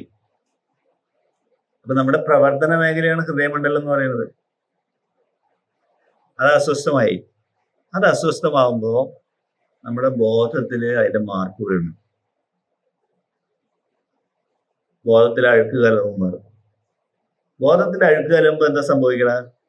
ആ അഴുക്ക് കലർന്ന ബോധം ഒരു പ്രത്യേക തരത്തിൽ പ്രതികരിക്കാൻ നമ്മളെ ശീലപ്പെടുത്തുന്നു. പിന്നെ ആ അഴുക്ക് കലർന്ന ബോധത്തിലൂടെയാണ് നമ്മൾ മറ്റു കാര്യങ്ങൾ കാണാൻ തുടങ്ങുന്നത്. ഒരു ജനലയുടെ ഗ്ലാസിന്റെ മേലെ അഴുക്ക് കലർന്ന പുറത്തേക്ക് നോക്കി കഴിഞ്ഞാൽ വ്യക്തമായിട്ട് കാണാൻ പറ്റാത്ത പോകും. പലതരത്തിലുള്ള കളറുള്ള ഗ്ലാസ് വെച്ചാൽ പുറത്തുള്ള കാഴ്ചകളൊക്കെ ആ കളർ പോലെ. നമ്മൾ പറയില്ല മഞ്ഞ കണ്ണട വെച്ചാല് എല്ലാം മഞ്ഞയായിട്ട് കാണുന്നു, കണ്ണട നീക്കിയാലാണ് ശരിക്കുള്ള കളർ കാണുന്നത്. അപ്പൊ ഈ ബോധത്തിന് മറ വീഴുന്നു ഈ ഡിസ്റ്റർബൻസ് കൊണ്ട്. അപ്പൊ മനസ്സ് ശീലവിധേയമാവും. ഒരു പ്രത്യേക ശീലത്തിന് നമ്മൾ അടിമയാവും. അങ്ങനെയാണ് ശീലവിധേയത്വം അല്ലെങ്കിൽ കണ്ടീഷനിങ് നമുക്ക് വരും. ഈ കണ്ടീഷനിങ്ങിന്റെ ഉദാഹരണം നമ്മുടെ മാസ്റ്റേഴ്സ് പല ഉദാഹരണങ്ങൾ പറഞ്ഞു. ഒന്ന് അവർ പറയാ, ഈ സർക്കസിലെ ബേബി എലിഫന്റിനെ ട്രെയിൻ ചെയ്ത് നോക്കിയിരുന്നു. ചെറിയ കുട്ടിയായിരിക്കുമ്പോൾ തന്നെ എന്ത് ചോദിച്ചാൽ അതിന് 4 കാലിലും ചങ്ങലയിട്ട് 4 മരത്തിലേക്ക് കെട്ടിയിട്ട് 4 സൈഡിലേക്ക് അതിന് അനങ്ങാൻ പറ്റില്ല. അങ്ങനെ പരിശീലിപ്പിച്ചിട്ട് കുറെ കഴിയുമ്പോൾ എന്താ ഉണ്ടാവുക, ഈ 4 കാലിലെ 3 കാലിലെ ചങ്ങല അഴിച്ചു മാറ്റി ഒരു കാലിൽ മാത്രം ഒരു ചങ്ങല ഇട്ടിട്ട് അതൊരു പ്ലാസ്റ്റിക് ചെയറിന്റെ മേലെ കെട്ടി വെച്ചാലും ആന അവിടെ വന്നു. മാനേജ്മെന്റിലേക്ക് ഇപ്പോൾ കാണിക്കും, ഒരു പ്ലാസ്റ്റിക് ചെയറിന്റെ മേലെ ഒരു ആനേനെ കെട്ടിയിട്ടിരിക്കുന്നു, ആന അനങ്ങില്ല. എന്താ കാരണം? ആനയ്ക്ക് വേണമെന്ന് വിചാരിച്ചാൽ ഈ പ്ലാസ്റ്റിക് ചെയർ വലിച്ചെറിഞ്ഞ് ഈ സർക്കസ് കൂടാരം മുഴുവൻ തകർക്കാനുള്ള കഴിവുണ്ട്. പക്ഷേ അതിന്റെ കണ്ടീഷനിങ് അല്ലെങ്കിൽ ശീലവിധേയത്വം കൊണ്ട് അതിന്റെ ശക്തി പുറത്തേക്ക് പ്രകടമാവുന്നില്ല. ഇതാണ് ബോധത്തിൽ അഴുക്ക് വന്നാൽ നമുക്ക് സംഭവിക്കുന്നത്. നമ്മൾ അതിനെക്കുറിച്ച് അത്രയ്ക്ക് ആലോചിക്കാത്തതുകൊണ്ട് എത്രമാത്രം ശീലവിധേയത്വം നമുക്കുണ്ട്, നമ്മൾ അതിനെക്കുറിച്ച് ബോധവാനല്ല. പല കാര്യങ്ങളും നമ്മൾ ബോധവാനല്ലാത്തതുകൊണ്ട് നമ്മൾ അറിയില്ല. ആ പ്രത്യേക ശീലങ്ങളിലൂടെ നമ്മൾ ഇങ്ങനെ പ്രതികരിച്ചുകൊണ്ട് ഇങ്ങനെ ജീവിക്കും. വേറെ ഉദാഹരണം, ഈ അടുത്ത കാലത്ത് അമേരിക്കയിൽ ചില സയന്റിസ്റ്റ്, മൈൻഡ്ഫുൾനെസ് എന്ന് പറഞ്ഞൊരു സമ്പ്രദായം ഉണ്ട്. അവിടുത്തെ ഒരു സയന്റിസ്റ്റാണ് വേറൊരു ഈ കണ്ടീഷനിങ് അല്ലെങ്കിൽ ശീലവിധേയത്തെ കുറിച്ച് ഒരു പരീക്ഷണം നടത്തിയത്. അത് കുറച്ചും കൂടി സയന്റിഫിക് ആയിട്ട് ചെയ്തു. അതായത് പല മതങ്ങളുടെ ടോപ്പിലുള്ള ആൾക്കാര്, മേലധ്യക്ഷന്മാര്, അവര് തലയിൽ FMRI മെഷീൻ പിടിപ്പിച്ചിട്ട് അവരെന്താണ് അവരുടെ ഇമോഷൻസ് അളക്കാൻ വേണ്ടി MRI എടുക്കില്ല, നമ്മൾ MRI മെഷീനിൽ കണക്ട് ചെയ്തു. അവർക്കൊരു സിനിമ കാണിക്കുക അവരെ. ആ സിനിമയിൽ ഒരു ജൂതനായിട്ടുള്ള ഒരാളെ വേറൊരാളെ ടോർച്ചർ ചെയ്യും, പീഡിപ്പിക്കുന്നു. അതാണ് കാഴ്ച. അങ്ങനെ പീഡിപ്പിക്കുന്ന സമയത്ത് പല പല വ്യക്തികൾ അത് കാണുന്നു. ജൂതനായിട്ടുള്ള ഒരാള് ഇത് കണ്ടോണ്ടിരിക്കുകയാണെങ്കിലോ ഇദ്ദേഹത്തിനെ പീഡിപ്പിക്കുന്ന പോലെ അദ്ദേഹത്തിന് ഫീൽ ചെയ്യും. നേരെ മറിച്ച് മുസ്ലിം ആയിട്ടുള്ള ഒരാളാണ് ഈ കാഴ്ച കണ്ടുകൊണ്ടിരിക്കുന്നെങ്കിലോ അയാളുടെ ഉള്ളിൽ ആനന്ദമായിരിക്കുന്നത്. കാരണം ഈ ജൂതന്മാരും മുസ്ലിംസ് തമ്മിൽ പണ്ട് കാലം മുതൽക്കേ നല്ല ബന്ധമാണല്ലോ. അതുകൊണ്ട് അപ്പൊ ചിലര് അവനവന് തന്നെ പീഡനം അനുഭവിക്കുന്ന പോലെ തോന്നും, വേറെ ചിലരുള്ളിൽ ആനന്ദം വരും. സംഭവിക്കുന്നത് എന്താ? ഒരു മനുഷ്യനെ വേറൊരു മനുഷ്യൻ പീഡിപ്പിക്കുക. ഇവരെല്ലാം ഓരോ മതത്തിന്റെ അധ്യക്ഷന്മാരും സമൂഹത്തിലെ ഉന്നത വ്യക്തികളാണ്. ഇവരോട് പറയും നിങ്ങൾ ഒന്നും പറയണ്ട, വെറുതെ MRIയിലെ ഇംപ്രഷൻസ് എടുക്കാൻ വേണ്ടി മാത്രമാണ് സയന്റിസ്റ്റുകൾ. ഇവരൊന്നും പറയേണ്ട ആവശ്യമില്ല. ഇവർ പറയുമ്പോൾ അത് ഗംഭീര മോശമായിരുന്നതൊക്കെ ചിലപ്പോൾ പറയുമായിരിക്കും. പക്ഷെ അവരെ ആന്തരിക നില, ഇമോഷണൽ പാറ്റേൺ എങ്ങനെയാണ്? ഇമോഷണൽ പാറ്റേൺ ഒരേ കാഴ്ച തന്നെ പലതരത്തിലാണ് അവർ കാണുന്നത്. എന്താ കാരണം? അവരുടെ മതം അവരെ ഒരു പ്രത്യേക രീതിയിൽ ചിന്തിക്കാൻ വേണ്ടി ശീലവിധേയമാക്കിയിരിക്കുന്നു. നമുക്ക് എല്ലാവർക്കും ഉണ്ട് ആ പ്രശ്നം ഇല്ലേ? നമ്മളൊക്കെ ഹാർട്ട്ഫുൾനെസ് പ്രാക്ടീസ് ചെയ്യുന്നവരാണെങ്കിലും നമ്മളുടെ ഓരോ മതത്തിന്റെയും സെന്റിമെന്റ്സ് നമ്മുടെ ഉള്ളിൽ നിന്ന് പോയിട്ടുണ്ടാവും. പ്രധാനപ്പെട്ട സുപ്രധാനമായിട്ടുള്ള തീരുമാനങ്ങൾ എടുക്കുന്ന സമയത്ത് നമ്മൾ നോക്കില്ല ഇയാൾ ഏത് ജാതിയിൽപ്പെട്ട ആളാണ്. അതിന്റെ അപകടം നമുക്ക് മനസ്സിലാവില്ല. എന്താ ഇതിന്റെ അപകടം? നമ്മൾ പ്രത്യേക രീതിയിൽ ശീലവിധേയമാക്കപ്പെട്ട ആളാണ്. എന്റെ ബോധത്തില് ആ കറ വീണിരിക്കണു എന്നുള്ള വാസ്തവം നമ്മൾ തിരിച്ചറിയുന്നില്ല. ഇതാണ് ഈ ശീലവിധേയത്വം അല്ലെങ്കിൽ കണ്ടീഷനിങ് കൊണ്ട് സംഭവിക്കുന്നത്, നമ്മുടെ ഇഷ്ടാനിഷ്ടങ്ങളെ കൊണ്ട്. ഇതെല്ലാം തുടക്കം ഇഷ്ടാനിഷ്ടങ്ങളിലാണ്. ഇപ്പൊ പണ്ട് 8ാം ക്ലാസ് പഠിക്കുമ്പോഴാണ് ബയോളജി പുസ്തകത്തിലുള്ള ഒരു പവൽസ് എക്സ്പെരിമെന്റ് നിങ്ങളൊക്കെ പഠിച്ചിട്ടുണ്ടാവും. ബയോളജിയിൽ ഒരു പട്ടിക്ക് പാല് കൊടുക്കുന്ന സമയത്ത് ഒരു മണി അടിക്കും സയന്റിസ്റ്റ്, എല്ലാവർക്കും അറിയണം. ഒരു പ്രത്യേക സമയത്ത് ഒരു പാല് കൊടുക്കും അതിന് പട്ടിക്ക്. അപ്പൊ ഒരു ബെല്ലും അടിക്കും. എല്ലാ ദിവസവും ഇങ്ങനെ ചെയ്യും. 5-6 ദിവസം കഴിഞ്ഞപ്പോൾ എക്സ്പെരിമെന്റ് മാറ്റി. എന്താണ്? ബെല്ലടിച്ചു, പാല് കൊടുത്തില്ല. അപ്പോൾ എന്താ സംഭവിച്ചത്? ഇതിന്റെ വായെന്നൊക്കെ ഈ സലയോ വരാൻ തുടങ്ങി. അതായത് പാല് കുടിക്കാൻ വേണ്ടി. ബെല്ലടിച്ചോടുകൂടി ബ്രെയിനിൽ സിഗ്നൽ കിട്ടിയത് കഴിക്കാനുള്ള ഭക്ഷണം ഇപ്പോൾ വരും എന്ന് വിചാരിച്ചിട്ട് അതിന്റെ എൻസൈംസ് ഒക്കെ പ്രൊഡ്യൂസ് ചെയ്യാൻ തുടങ്ങി ബോഡി. പക്ഷെ അവിടെ പാലില്ല. കുറച്ച് ദിവസം അത് ചെയ്തു. അത് കഴിഞ്ഞിട്ട് എക്സ്പെരിമെന്റ് മാറ്റി. പാല് വെച്ചു കൊടുത്തു, ബെല്ലടിച്ചില്ല. എന്നിട്ട് അതിന്റെ EG എങ്ങനെ വർക്ക് ചെയ്യുന്നു നോക്കി, തലച്ചോറ്. അപ്പൊ അതിലൊരു ബെല്ലടിച്ച ശബ്ദം പോലത്തെ സിഗ്നല്, തലച്ചോറ് ശബ്ദം കേട്ട പോലത്തെ സിഗ്നലാണ് അതിന്റെ EG കാണിക്കുന്നത്. അപ്പൊ എന്താ സംഭവിച്ചിരിക്കുന്നത്? ഈ പാല് കൊടുക്കുന്ന സമയം, മണിയടിക്കല്, ഇതെല്ലാം ഈ പട്ടി ശീലവിധേയമായത്. അങ്ങനെയാണ് മൃഗങ്ങളെ ട്രെയിൻ ചെയ്യുക ആൾക്കാർ. അപ്പൊ പവൽ പറയണത് എന്താന്ന് വെച്ചാൽ, ഇത് പട്ടിയിലെ എക്സ്പെരിമെന്റ് കാണുമ്പോൾ നന്നായിട്ടുള്ള തോന്നും, പക്ഷെ ഇതേ സംഗതിയാണ് മനുഷ്യരിൽ നടക്കും. ഇതേ ശീലവിധേയത്വം മനുഷ്യരിലുണ്ട്. ഇങ്ങനെയാണ് നമ്മൾ ബോധത്തിനെ കളർ ചെയ്യുന്നത്. അപ്പോ ഈ ബോധത്തിന്റെ ഈ കളറിങ് ഇപ്പൊ എന്നിട്ട് വേറൊരു എക്സാമ്പിൾ, ഇപ്പൊ ഈ 16-17 നൂറ്റാണ്ടില് കന്യാസ്ത്രീകൾക്ക് ഇടത്തെ ബ്രസ്റ്റിൽ ക്യാൻസർ വരാണ്. നൺസ് ഡിസീസ് എന്നായാലും പറയാം. 16-17 നൂറ്റാണ്ടാണ്. ഇപ്പൊ അത്ര സ്വാഭാവികമല്ല അത്. അതിന് വേറെ പല കാരണങ്ങളാണ്. അപ്പോ എന്തായാലും കാരണം നോക്കിയപ്പോ എല്ലാ കന്യാസ്ത്രീകൾക്കും, അധികം പേർക്കും ബ്രസ്റ്റ് ക്യാൻസർ വരുന്നത് കന്യാസ്ത്രീകൾക്കാണ്. അതും ഇടത്തെ ബ്രസ്റ്റിനാണ് വരുന്നത്, വലത്തെ ബ്രസ്റ്റിന് കുഴപ്പമില്ല. എന്താ അതിന് കാരണം? അവർ ഈ സ്വാഭാവികമായിട്ടുള്ള ജീവിത രീതി, പ്രത്യേകിച്ചും അത് കാത്തലിക്സിനെ കാണാൻ കഴിയും. അവർക്ക് വിവാഹം കഴിക്കാൻ പാടില്ല, കന്യാസ്ത്രീകൾക്കും പ്രീസ്റ്റോ പള്ളിയിലെ അച്ഛനും. അപ്പൊ ഈ വിവാഹം കഴിക്കാതെയാണ് ഈ കന്യാസ്ത്രീകൾ ജീവിക്കുന്നത്. അപ്പൊ അവരുടെ ആ വൈകാരികമായിട്ടുള്ള സംഗതികള് അതിനൊരു പൂർത്തീകരണം ഇല്ലാത്തതുകൊണ്ട് ആ ബി എന്നുള്ള പോയിന്റിൽ ഡിസ്റ്റർബൻസ്. പക്ഷെ മതത്തിന്റെ ശീലവിധേയത്വം കൊണ്ട് അവരിത് പ്രകടമാക്കില്ല പുറത്തേക്ക്. പ്രകടമാക്കാതെ അടക്കി വെച്ചിട്ടുള്ള ഈ വികാരം സംഭവിക്കുന്നതിന് അത് ഇതേപോലെ അടുത്ത പോയിന്റിനെ എഫക്ട് ചെയ്യും, പോയിന്റ് എഫക്ട് ചെയ്യും, എല്ലാ പോയിന്റിനെ എഫക്ട് ചെയ്യും. അപ്പോ മറ്റുള്ളവർക്കുള്ളത് എന്തുകൊണ്ട് എനിക്കില്ല എന്നുള്ളൊരു ഫീലിംഗ് ഇവരുടെ ഉള്ളിൽ ഉണ്ടാവും, പ്രകടമാക്കില്ലെങ്കിലും. ഒരേ വീട്ടിൽ തന്നെ ഒരാൾ പോയി കന്യാസ്ത്രീ ആയിട്ടുണ്ടാവും, വേറെ 4 പെൺകുട്ടികളുണ്ടാവും, അവരൊക്കെ കല്യാണം കഴിച്ച് കുട്ടികളൊക്കെ ആയിട്ട് ജീവിക്കുന്നുണ്ടാവും.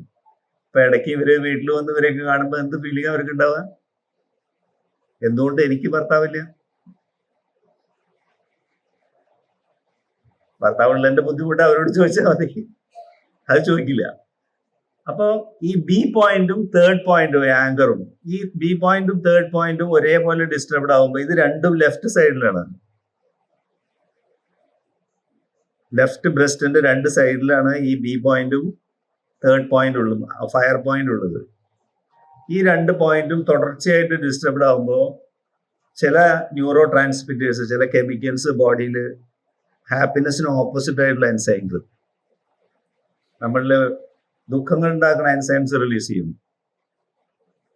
ആ എൻസൈംസ് കുറെ നാൾ ബ്ലഡിൽ ഓടിക്കലരുമ്പോഴാണ് സെൽ ഡെവലപ്മെന്റ് കൂടും.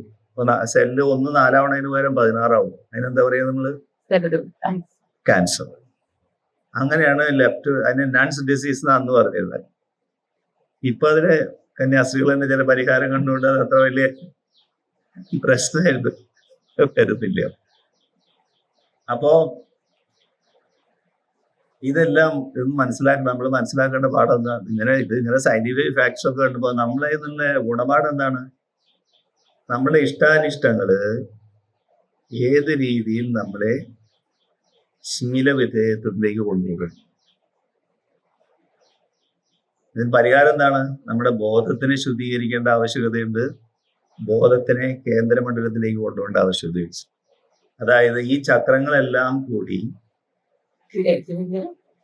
പരിശുദ്ധമായ രീതിയിൽ വർക്ക് ചെയ്യാൻ Babuji Maharaj simplicity and purity എന്നത്, എന്റെ നേരെ ഓപ്പോസിറ്റ് പറയുന്നത് കോംപ്ലക്സിറ്റീസ് ആൻഡ് ഇംപ്യൂരിറ്റീസ്, സങ്കീർണതകളും മാലിന്യങ്ങളും. ഈ സങ്കീർണതകളും മാലിന്യങ്ങളും നീക്കേണ്ടത് അത്യാവശ്യമാണ് ബോധത്തിലേക്ക്. എന്നിട്ട് ബോധത്തിനെ കേന്ദ്രത്തിലേക്ക് കൊണ്ടുപോകേണ്ട ആവശ്യമുണ്ട്. എന്തുകൊണ്ട് കേന്ദ്രമാണ് എല്ലാത്തിനെയും സപ്പോർട്ട് ചെയ്യുന്നത്, ആത്മൻ. അങ്ങനെയാണ് ഈ ബോധത്തിലെ സങ്കീർണതയെ കുറിച്ച് നമുക്ക് മനസ്സിലാക്കാൻ പറ്റാതെ. ഇവിടെയൊക്കെ നമ്മുടെ വിരൽ ചൂണ്ടുന്നത് എന്താ? ധ്യാനം അല്ലെങ്കിൽ മെഡിറ്റേഷൻ അല്ലെങ്കിൽ നമ്മുടെ ബോധത്തിനെ സെൻറ്റർ ചെയ്യേണ്ടത്, ബോധത്തിനെ ശുദ്ധീകരിക്കേണ്ടത് ആവശ്യകതയുടെ ഏറ്റവും പ്രകടമായിട്ടുള്ള ഉദാഹരണങ്ങളാണ് നമ്മൾ. എല്ലാ സാഹചര്യങ്ങളും നമ്മൾ വിരൽ ചൂണ്ടുന്ന എവിടേക്കാണ്? മെഡിറ്റേഷനാണ് ഇതിന്റെ ബേസ് എന്നുള്ളതാണ് അല്ലേ? അപ്പൊ ഇനി അടുത്ത ഭാഗത്തേക്ക് പോവുക. അതായത് എന്താണ് ഇതിന് പരിഹാരം? അതിന് ഹാർട്ട്ഫുൾനെസ് മാസ്റ്റേഴ്സ് പറയുന്നത്, ഇപ്പൊ നമ്മള് എല്ലാ ജീവജാലങ്ങളും സന്തോഷത്തിന് വേണ്ടിയിട്ടുള്ള വ്യഗ്രതയിലാണ് അല്ലെ? നമ്മളെല്ലാവരും ദുഃഖിതരാവാൻ വേണ്ടിയിട്ടാണോ ജീവിക്കുന്നത്? നമ്മളെ ജീവിതത്തിലെ ഓരോ പ്രവൃത്തികളും നോക്കിക്കഴിഞ്ഞാൽ അതിന്റെ പിന്നിൽ സന്തോഷത്തിന് വേണ്ടിയിട്ടുള്ള ഒരു വ്യഗ്രത ഉണ്ട്. എന്തുകൊണ്ട് അങ്ങനെ? എന്തുകൊണ്ട് എനിക്ക് ദുഃഖത്തിൽ ജീവിച്ചുകൂടാ? ആത്മാവിന്റെ പ്രകടമായ സ്വഭാവമാണ്. അതായത് ആനന്ദം ബ്രഹ്മേതി വിജാന എന്നാണ് വേദങ്ങൾ പറയുന്നത്. അതായത് ബ്രഹ്മത്തിന്റെ പ്രകടമായ സ്വഭാവം ആനന്ദമാണ്. ഇപ്പൊ ബ്രഹ്മം അല്ലെങ്കിൽ ഈശ്വരൻ അല്ലെങ്കിൽ ആത്മൻ നല്ല രീതിയിൽ പ്രവർത്തിക്കും, നല്ല ഹൈ സ്പിരിറ്റ് എന്ന് പറഞ്ഞാൽ നമ്മൾ ജോയ്ഫുൾനെസ് എന്ന് പറയില്ലേ, ബ്രഹ്മത്തിന്റെ സ്വഭാവമാണ് ആനന്ദം. അപ്പോ അതിന് വേണ്ട രീതിയിൽ നിലനിൽക്കാൻ സന്തോഷം, ആനന്ദം അനിവാര്യമാണ്. നമ്മുടെ ജീവിതത്തിലെ ഒരു മിനിമം സന്തോഷം ഇല്ലെങ്കിൽ നമുക്ക് നിലനിൽക്കാൻ സാധ്യമല്ല. നമ്മൾ ആലോചിക്കേണ്ട വിഷയമാണത്. അതുകൊണ്ടാണ് ബോധപൂർവം നമ്മൾ ജോയ്ഫുൾ ആയിട്ടിരിക്കണം എന്ന് പറയുന്നത്. ബോധപൂർവം നമ്മൾ ജോയ്ഫുൾ ആയിട്ടിരിക്കുന്ന സമയത്ത് എന്താണ്? നമ്മുടെ ആത്മാവ് ഹാപ്പിയാണ്, നമ്മുടെ സെന്റർ ഓക്കെയാണ്. സെന്റർ ഓക്കെ അല്ലെങ്കിൽ എന്താ ബാക്കി എല്ലാം ഡിസ്റ്റർബ്ഡ് ആവും. ആ സെന്ററിങ്ങിനാണ് നമ്മൾ മെഡിറ്റേറ്റ് ചെയ്യുന്നത്, ധ്യാനിക്കുന്നത്. അപ്പോ സന്തോഷം അനിവാര്യമാണ് ജീവിതത്തിന്. എല്ലാവരും സമ്മതിക്കുന്ന കാര്യം സന്തോഷിക്കണമെന്നല്ല, ദുഃഖിക്കണമെന്ന് ആരും ആഗ്രഹിക്കില്ല. അപ്പൊ ബോധപൂർവം ഈ വസ്തുതകളെ നമ്മൾ മനസ്സിലാക്കണം. ആനന്ദം എന്ന് പറയുന്നത് ബ്രഹ്മത്തിന്റെ പ്രകടമായ സ്വഭാവമാണ്. വേദങ്ങളില് ബ്രഹ്മത്തിന് നിർവചനം കൊടുക്കുന്നുണ്ട്. ബോധരൂപി, ആനന്ദരൂപി, സ്വതന്ത്ര സ്വരൂപി, ജ്ഞാനസ്വരൂപി, സ്നേഹസ്വരൂപി. ഈ 5 ഡെഫിനേഷനാണ് കൊടുക്കുന്നത്. ബ്രഹ്മത്തിന്റെ സ്വഭാവം അതാണ്. അത് ബോധം ഉണ്ടതിന് നമുക്കറിയാം, എല്ലാവർക്കും ബോധമുണ്ട്. അത് ആനന്ദ സ്വരൂപിയാണ്, ആനന്ദമാണ് അതിന്റെ പ്രകടമായത്. സ്വതന്ത്രനാണ്, അത് ഒന്നിന്റെ മേലെ ആശ്രയിക്കുന്നില്ല, അതിന് സ്വന്തമായിട്ട് നിൽക്കാനുള്ള കഴിവുണ്ട്. ഓരോ ആഗ്രഹങ്ങൾക്കും അടിമയല്ലാണ്ട് സ്വസ്ഥമായിട്ട് സ്വതന്ത്രമായിട്ട് ആനന്ദത്തിൽ നിൽക്കാനുള്ള കഴിവ്. അതുകൊണ്ട് സ്വതന്ത്ര സ്വരൂപി എന്ന് പറയുന്നത്. നമ്മൾ സ്വതന്ത്ര സ്വരൂപികളാണ്. ജ്ഞാനസ്വരൂപിയാണ്, എല്ലാ അറിവുകളും അതിനുള്ളിലുള്ളതാണ്. ജ്ഞാനം തന്നെ ആത്മനാണ്. പിന്നെയോ സ്നേഹസ്വരൂപിയാണ് എന്ന് പറയാൻ കാരണം എന്താ? എല്ലാത്തിനെയും കണക്റ്റിംഗ് ഫോഴ്സ് ആണത് ബ്രഹ്മം. നമ്മുടെ എല്ലാവരുടെ ഉള്ളിൽ ആ ബ്രഹ്മം ഉള്ളതുകൊണ്ടാണ് നമ്മൾ ഇങ്ങനെ ഒരു കണക്റ്റിംഗ് ഒരു റിലേഷൻഷിപ്പ് വരുന്ന ആൾക്കാരുടെ തമ്മിൽ. പലതരത്തിലുള്ള ബന്ധങ്ങളായി ഇന്ന് വികസിച്ചു വരുന്നതാണ്. ആത്മാവിന്റെ പ്രകടനമാണ് അവർ. ഓരോ ബന്ധങ്ങളിലും മുറിവേൽക്കുന്ന സമയത്ത് ആത്മാവിന് അതൊരു ഷോക്കാണ്. അപ്പൊ അതുകൊണ്ട് മിനിമം ആനന്ദം, മിനിമം കംഫർട്ട്, മിനിമം സുഖ സൗകര്യങ്ങളില്ലാതെ നമുക്ക് നിലനിൽക്കാൻ സാധ്യമല്ല. മനുഷ്യന് മാത്രമല്ല, ജീവജാലങ്ങൾക്ക് ഒന്നും നിലനിൽക്കാൻ സാധ്യമല്ല.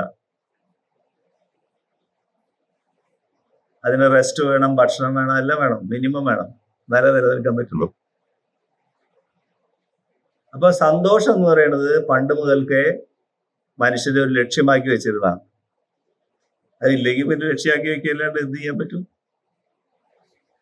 ഇനി സന്തോഷം എങ്ങനെ ഉണ്ടാവുക നോക്കണം. അപ്പൊ സന്തോഷം അനിവാര്യമായിട്ട് നമുക്ക് ആവശ്യമുള്ള സംഗതിയാണ്. ബ്രഹ്മത്തിന്റെ സ്വഭാവമാണ്, ആത്മന്റെ സ്വഭാവം. സന്തോഷം എങ്ങനെ ഉണ്ടാവുക? നമ്മൾ പറയും നമുക്ക് എല്ലാ ജീവിത സൗകര്യങ്ങളും ഉണ്ട്. ചില ആൾക്കാരെ കണ്ടില്ലേ, പക്ഷെ ഞാൻ ആകെ അസ്വസ്ഥനാണ്. കണ്ടിട്ടില്ലേ അങ്ങനത്തെ ആൾക്കാരെ? അപ്പോ അസ്വസ്ഥതയും സന്തോഷം കൂടി മാച്ച് ചെയ്യോ? ഇല്ല. അപ്പൊ സന്തോഷത്തിന്റെ തൊട്ട് മുമ്പത്തെ അവസ്ഥയാണ് സ്വസ്ഥത അല്ലെങ്കിൽ ശാന്തി. സന്തോഷത്തിൽ നിന്ന് ഷിഫ്റ്റ് ചെയ്ത് നമ്മുടെ ലക്ഷ്യം ശാന്തിയിലേക്ക്. ചിലപ്പോൾ ആൾക്കാർ പറയും സന്തോഷത്തിൽ ശാന്തി കിട്ടിയാൽ മതിയായിരുന്നു. സന്തോഷത്തിന്റെ തൊട്ടു മുമ്പത്തെ അവസ്ഥയാണ് അത്. വാസ്തവത്തിൽ വേണ്ട സന്തോഷം തന്നെയാണ്. അപ്പോ സന്തോഷത്തിന്റെ തൊട്ടു മുമ്പത്തെ അവസ്ഥയാണ് ശാന്തി അല്ലെങ്കിൽ സ്വസ്ഥത. ഓക്കെ, ഇനി ശാന്തിയും സ്വസ്ഥതയും ഉണ്ടാവാൻ എന്താ വേണ്ടത് നമുക്ക്? സ്വസ്ഥത ആ വാക്കിനെ ആലോചിച്ച് നോക്കൂ. എൻ്റെ ഉള്ളിലുള്ള എല്ലാ ഘടകങ്ങളും പരസ്പര പൂരകങ്ങളായിട്ട് വർക്ക് ചെയ്യുന്നു. ഞാനും എൻ്റെ ചുറ്റുമുള്ള മറ്റു വ്യക്തികളും ജീവജാലങ്ങളായിട്ടും പരസ്പര പൂരകമായിട്ട് വർക്ക് ചെയ്യും. അപ്പൊ നമുക്ക് സ്വസ്ഥത ഉണ്ടാവും. അപ്പൊ സ്വസ്ഥത ഉണ്ടാവണമെങ്കിൽ എന്താ വേണ്ടത്? ഒരു ഹാർമണി വേണം. നമ്മുടെ ഉള്ളിലും നമ്മളെ പുറത്തും ഒരു ഹാർമണി, അല്ലെങ്കിൽ ഹാർമണിക്ക് മലയാളം വാക്ക് എന്താ? സമഞ്ജസമായ രീതിയിലെല്ലാം യോജിക്കണം. ഹാർമണിക്ക് എന്താ കറക്റ്റ് മലയാളം വാക്ക്? സമന്വയം. നമ്മുടെ ഉള്ളിൽ ഒരു സമന്വയം വേണം, ബാഹ്യമായിട്ടൊരു സമന്വയം ഉണ്ടെങ്കിലേ എന്തുണ്ടാവുള്ളൂ? ശാന്തി ഉണ്ടാവും. അപ്പോ ശാന്തിയുടെ തൊട്ടു മുമ്പത്തെ അവസ്ഥ എന്താണ്? ഹാർമണി അല്ലെങ്കിൽ സമന്വയം, അല്ലെ? അപ്പൊ ലക്ഷ്യം മാറും. നമ്മൾ സന്തോഷത്തിനാണ് തുടങ്ങിയത്. സന്തോഷത്തിന്റെ തൊട്ട് മുമ്പ് വരുന്ന അവസ്ഥയാണ് ശാന്തി അല്ലെങ്കിൽ സ്വസ്ഥത. അതുണ്ടാവണമെങ്കിൽ നമ്മുടെ ഉള്ളില് സമന്വയം അല്ലെങ്കിൽ ഹാർമണി ഉണ്ടാവും. നമ്മളൊരു മ്യൂസിക് ഓർക്കസ്ട്ര കേൾക്കുക, ഏതെങ്കിലും ഒരു ഇൻസ്ട്രുമെന്റ് കേടുവന്നാൽ മതി, കംപ്ലീറ്റ് പിന്നെ ഒച്ച കേൾക്കാം. അപ്പൊ അത് എല്ലാ ഇൻസ്ട്രുമെന്റ്സും തമ്മിൽ ഒരു ഹാർമണി ഉണ്ടെങ്കിൽ സ്വസ്ഥമായിട്ടുള്ള സംഗീതമായി മാറും. അതുപോലെ തന്നെ നമ്മുടെ ശരീരത്തിലെ എല്ലാ അവയവങ്ങളും നമ്മൾ പറഞ്ഞു പരസ്പര പൂരകങ്ങളായിട്ട് സമന്വയിച്ചാണ് വർക്ക് ചെയ്യുന്നത്. അപ്പൊ ഹാർമണിയാണ് സ്വസ്ഥതയുടെ മുമ്പുള്ള സ്റ്റേറ്റ്. ഇനി ഹാർമണി ഉണ്ടാവാൻ എന്താ വേണ്ടത്? ആലോചിച്ചോളൂ. ഹാർമണി ഉണ്ടാവണമെങ്കിൽ എൻ്റെ ചിന്ത എല്ലാ ഡയറക്ഷനിലും ചിന്തിച്ച് കാര്യങ്ങൾ ഗ്രഹിക്കാനുള്ള ഒരു കഴിവുണ്ടാവും. അപ്പൊ എൻ്റെ ഹാർമണി ഉണ്ടാവുള്ളൂ. എൻ്റെ വികാരങ്ങൾ വിചാരങ്ങൾ എങ്ങനെ വർക്ക് ചെയ്യണു, മറ്റുള്ളവർ എന്താണ്, പ്രപഞ്ചം എന്താണ്, എല്ലാ ഡയറക്ഷൻ എന്ന് പറഞ്ഞതാ വ്യക്തി, സമൂഹം, പ്രപഞ്ചം, ഈശ്വരൻ. ഈ എല്ലാത്തിനെ കുറിച്ചും സമഗ്രമായിട്ടുള്ള ഒരു ചിന്ത ഉള്ള ആളാണ്. രാജീവതിനെ 360 ഡിഗ്രി അവയർനെസ് എന്ന് പറയും. 360 ഡിഗ്രിയിലും ചിന്തിക്കാനുള്ള ഒരു കഴിവ്. ഒരേ ഡയറക്ഷൻ മാത്രമല്ല, അപ്പൊ എല്ലാ ദിശകളിൽ നിന്നും വസ്തുതകളെ നോക്കിക്കാണാനുള്ള ഒരു മാനസികത തന്നെ. ഇംഗ്ലീഷിൽ അതിനെ കോണ്ടംപ്ലേറ്റീവ് തിങ്കിങ്, സമഗ്രമായിട്ടുള്ള ചിന്താഗതി. എല്ലാ ദിശയിലും സമഗ്രമായി ചിന്തിക്കാനുള്ള കഴിവുണ്ടാവണം. അപ്പോഴേ നമുക്ക് ഹാർമണി ഉണ്ടാവും. ഈ സമഗ്രമായിട്ടുള്ള ചിന്ത ഉണ്ടാവണമെങ്കിൽ എന്ത് വേണം? അടുത്ത സ്റ്റേജിലേക്ക് പോവാൻ. എന്താണ്? നമ്മുടെ മനസ്സ് കേന്ദ്രീകൃതമാണ്, ഫോക്കസ്ഡ് ആയിരിക്കണം. അല്ലെ? മനസ്സ് ഫോക്കസ്ഡ് ആയിട്ടുള്ള അല്ലാതെ മനസ്സ് ഒന്നൊന്ന് മറ്റൊന്നിലേക്ക് ചാടി ചാടി പോണ ആളെ സംബന്ധിച്ചിടത്തോളം സമഗ്രമായിട്ട് ചിന്തിക്കാൻ കഴിയും. ഒന്ന് ആലോചിക്കുമ്പോഴേക്കും വേറെ ഒന്ന് ചിന്ത, ഒരു ചിന്തയിൽ ഫോക്കസ് ചെയ്യുമ്പോഴേക്കും ബാക്ക് ഓഫ് ദ മൈൻഡിൽ വേറെ പല കൂട്ടം ചിന്തകൾ. സമഗ്രമായിട്ട് ആൾക്ക് ചിന്തിക്കാൻ കഴിയും? ഇല്ല. അപ്പോ സമഗ്രമായിട്ട് ചിന്തിക്കാൻ കഴിയില്ല. അപ്പൊ സമഗ്രമായിട്ട് ചിന്തിക്കാൻ എന്ത് വേണം? ഫോക്കസ് ഉള്ള മനസ്സ് വേണം, കേന്ദ്രീകൃതമായിട്ടുള്ള മനസ്സ്. മനസ്സിനെ ഫോക്കസ് ചെയ്യാൻ എന്ത് ചെയ്യും നമ്മള്? മനസ്സിനെ കേന്ദ്രീകരിക്കാൻ എന്താ ചെയ്യാ?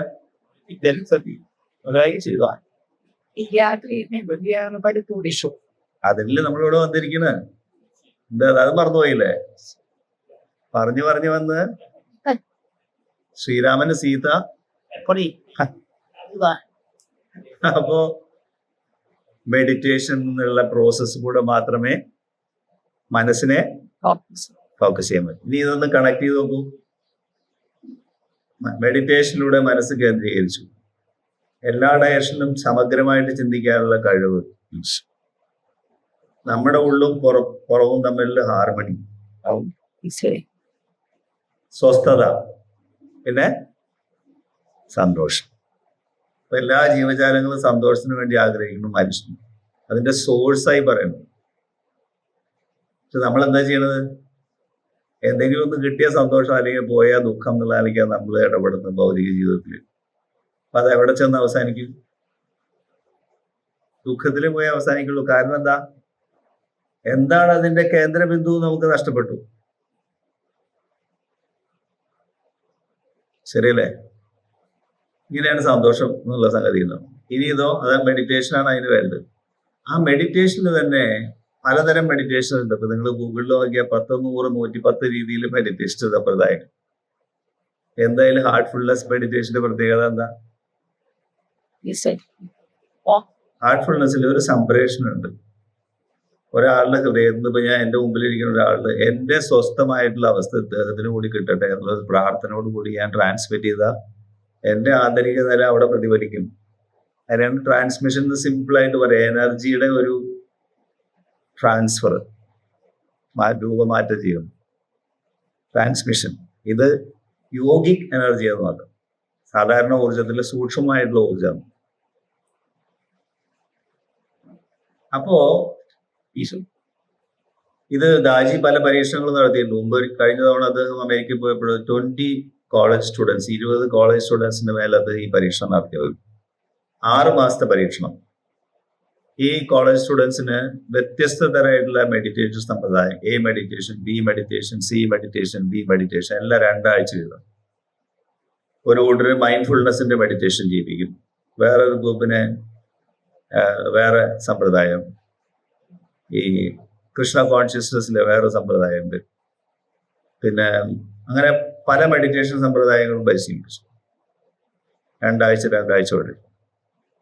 പിന്നീട് ഹാർട്ട്ഫുൾനെസിന്റെ രീതിയിൽ മെഡിറ്റേറ്റ് ചെയ്യാൻ പറഞ്ഞു. ഹൃദയത്തിലെ ദിവ്യപ്രകാശം എന്നുള്ള സങ്കല്പത്തിൽ സാക്ഷിയായിരിക്കും. അത് കഴിഞ്ഞിട്ട് പരീക്ഷണത്തിന്റെ അവസാനത്തില് ഹാർട്ട്ഫുൾനെസിന്റെ നിർദ്ദേശങ്ങൾ അനുസരിച്ച് ട്രാൻസ്മിഷനോട് കൂടി മെഡിറ്റേറ്റ് ചെയ്യുക. ഈ 20 സ്റ്റുഡൻസിന് ഒരേ അഭിപ്രായമായിരുന്നു. ഈ ലാസ്റ്റ് ട്രാൻസ്മിഷനോട് കൂടിയിട്ടുള്ള മെഡിറ്റേഷൻ ആണ് ഇതിന്റെ ഏറ്റവും മനോഹരമായിട്ടുള്ള അനുഭവം ഞങ്ങൾക്ക് കാഴ്ചവെച്ചത്. സമാധി എന്നുള്ള സ്റ്റേജ് ഫസ്റ്റ് ഡേ തന്നെ അവർക്ക് കിട്ടി. അതാണ് സംപ്രേഷണത്തിന്റെ വ്യത്യാസം. അതെങ്ങനെയാ അവർ അളന്നതെന്ന് വെച്ചാൽ തലച്ചോറിൽ നമ്മുടെ EEG എടുത്തു നോക്കിയാണ്. EEG എടുത്തു നോക്കുമ്പോൾ പലതരത്തിലുള്ള ആൽഫ, ബീറ്റ, ഗാമ, ഡെൽറ്റ എന്നുള്ള തരംഗങ്ങൾ ഉണ്ടാവും. നമ്മൾ ഉറങ്ങാൻ പോവുകയാണെങ്കിൽ നമ്മുടെ തരംഗങ്ങൾ പ്രത്യേക രീതിയിലാണ്. നമ്മൾ ഉണർന്നിരിക്കുമ്പോൾ അത് ഈ ആൽഫ വേവ്സ് ആണ്. ഉറക്കത്തിന് വരുമ്പോൾ പിന്നെ ബീറ്റയിലേക്ക് കിടക്കും, പിന്നെ ഗാമയിലേക്ക് പോവും, പിന്നെ ഡെൽറ്റ വേവ്സ് ആവും. കംപ്ലീറ്റ് ആയിട്ട് ഉറക്കാവും. വളരെ കുറഞ്ഞ ഫ്രീക്വൻസിയിലാണ് ബ്രെയിൻ അപ്പോൾ വൈബ്രേറ്റ് ചെയ്യുന്നത്. സിറ്റിംഗ് തുടങ്ങി കുറച്ച് കഴിഞ്ഞപ്പോഴേക്കും എല്ലാവരും ഡെൽറ്റ വേവ്സ് കാണിക്കും. ഡെൽറ്റ വേവ്സ് എന്ന് പറഞ്ഞാൽ ഡീപ്പായിട്ട് ഉറങ്ങുമ്പോൾ ബ്രെയിനിന്റെ വൈബ്രേഷൻസ് ആണ് കാണിക്കുന്നത്. മെഡിറ്റേറ്റ് ചെയ്യാതെ മെഷീൻ കാണിക്കില്ലല്ലോ. പക്ഷെ ഇവർ ഉറങ്ങാണോ? അല്ല, ഒരു ബോധവാനാണ്. നേരത്തെ പറഞ്ഞ പോലെ എല്ലാ ഡയറക്ഷനിലും അവർക്ക് ബോധമുണ്ട്, എന്തൊക്കെ നടക്കണമെന്ന് അറിയുന്നുണ്ട്. പക്ഷെ ആന്തരികമായിട്ട് ഡീപ്പായിട്ട് ഉറങ്ങുന്ന അവസ്ഥ, അതിനാണ് സമാധി എന്ന് പറയുന്നത്. ആന്തരികമായിട്ട് ഉറങ്ങുന്ന അവസ്ഥ, ബാഹ്യമായിട്ട് എല്ലാ കാര്യങ്ങളെ കുറിച്ചും ബോധവാനാണ്. ഇതാണ് ഫസ്റ്റ് ഡേ തന്നെ ട്രാൻസ്മിഷൻ കൊണ്ട് ഈ കുട്ടികളിൽ പ്രകടമായത്. എന്നിട്ട് ഈ പരീക്ഷണത്തിനെ താരതമ്യപ്പെടുത്തി ഇത് മുമ്പ് ചെയ്തിട്ടുള്ള ബുദ്ധിസ്റ്റ് സന്യാസിമാരിലാണ്.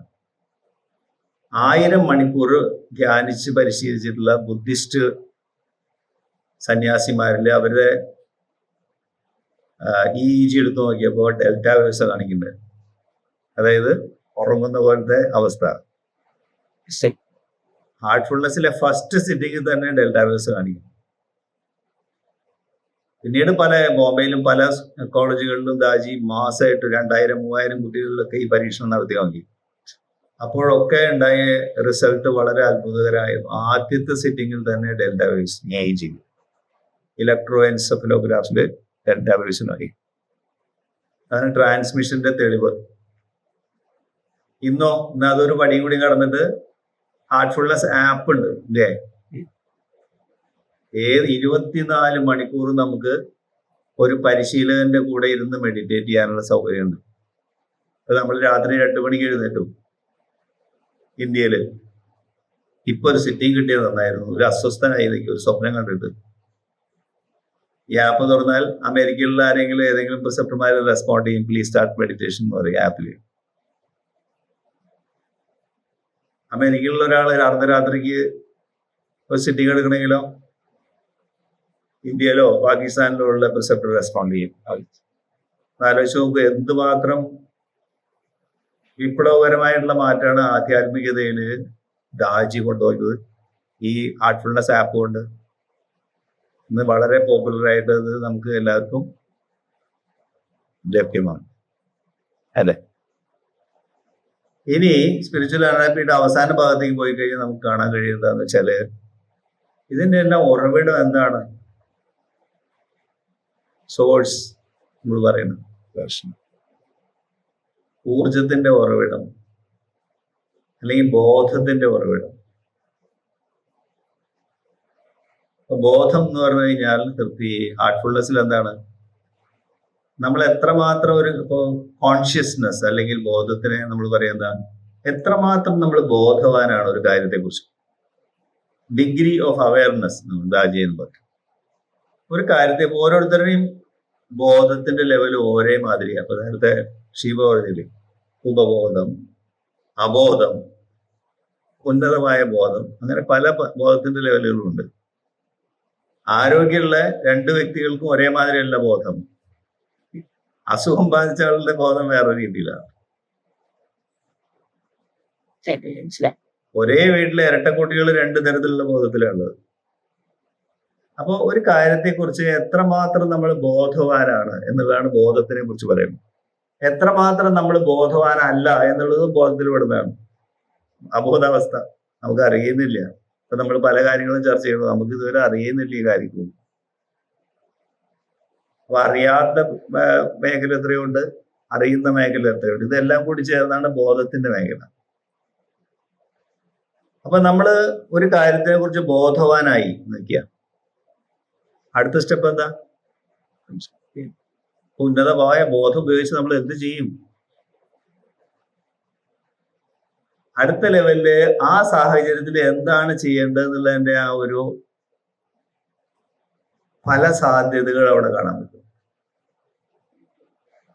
എന്റെ ഭാര്യയ്ക്ക് തലവേദനയോ, ഞാൻ അതിനെക്കുറിച്ച് ബോധവാനാണ്. ഓക്കെ, തലവേദനയാണ് അല്ലേ, എന്താ നെക്സ്റ്റ് സ്റ്റെപ്പ്? എന്തെല്ലാം സാധ്യതകളുണ്ട് ഇതിനെ ദൂരീകരിക്കുക എന്നുള്ളത്. അപ്പോ എന്റെ ബോധം കുറച്ച് ഉന്നതമായ ലെവലിലാണ്. ഞാൻ ആലോചിക്കും, ഒരാൾക്ക് തലവേദന ഉണ്ട്, ഞാൻ അതിനെക്കുറിച്ച് ബോധവാനുള്ള എന്തൊക്കെ പരിഹാരങ്ങളാണ് അതിലുള്ളത്. അപ്പൊ ആ പരിഹാരത്തിന്റെ സാധ്യതകളിലാണ് എന്റെ ബോധം പ്രവർത്തിക്കുക. അപ്പോ ഉയർന്ന ബോധമാണെങ്കിൽ ആ സാധ്യതകളില് ഏറ്റവും യോജിച്ച സാധ്യത എന്താന്ന് കണ്ടെത്തി അതിലേക്കുള്ള ആക്ഷൻസ് ആവും. ഇങ്ങനെയാണ് ഉന്നതമായിട്ടുള്ള ബോധം നമുക്ക് ഉപയോഗപ്രദമായി മാറുന്നത്. അല്ലെങ്കിൽ ഈ ബോധത്തിന്റെ ഉന്നതാവസ്ഥ നമുക്ക് എന്താ ചെയ്യാൻ പറ്റും? എല്ലാ ഭൗതിക സാഹചര്യങ്ങളിലും ഉന്നത ബോധമുള്ള ഒരാള് ആ സാഹചര്യത്തിന്റെ പൊട്ടൻഷ്യൽ അല്ലെങ്കിൽ സാധ്യതകൾ എന്തൊക്കെയാണ്, ആ സാധ്യതകളിലെ ഏറ്റവും നല്ല സാധ്യതയിലേക്കുള്ള ആക്ഷൻസിലേക്ക് പോകും.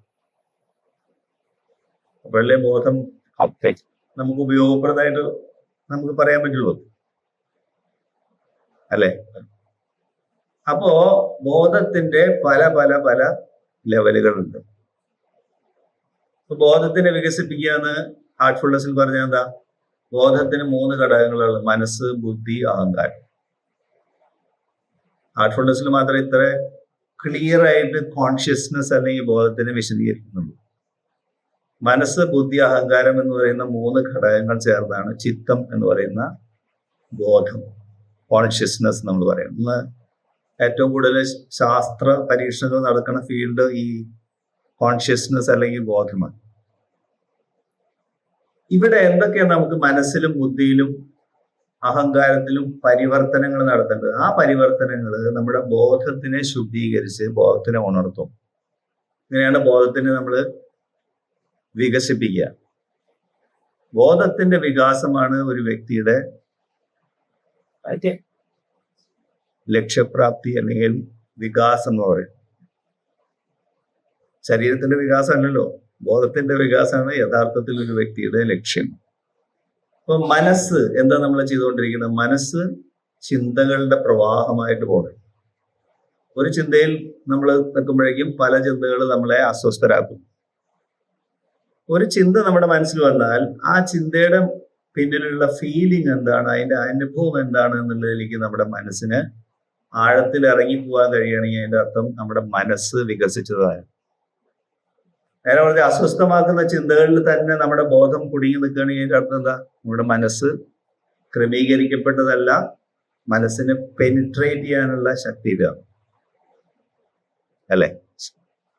അപ്പോ ചിന്തകളെ നമ്മൾ അനുഭൂതി അല്ലെങ്കിൽ ഫീലിങ്സ് ആയിട്ട് പരിവർത്തനം നടത്തേണ്ടത്. ചിന്തകളെ ഫീലിംഗ് ആക്കി മാറ്റാനുള്ള വിദ്യ എന്താണ്?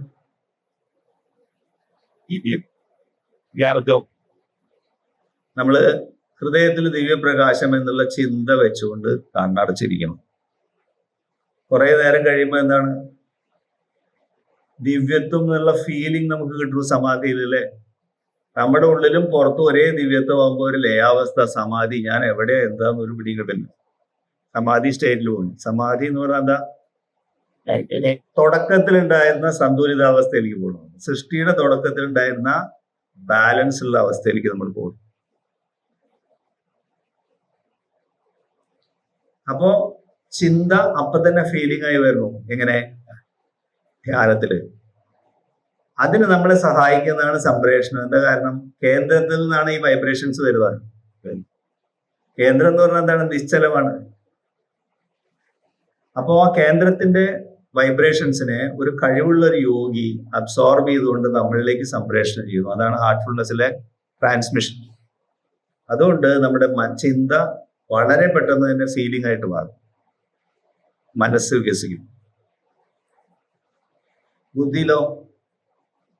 ബുദ്ധി എന്ന് പറഞ്ഞാൽ എന്താ? വിവേചന ശക്തിയാണ്. പരസ്പര വൈരുദ്ധ്യമായിട്ടുള്ള പല ചിന്തകൾ, അതിന്റെ സാധ്യത എന്താന്ന് മനസ്സിലാക്കിയിട്ട്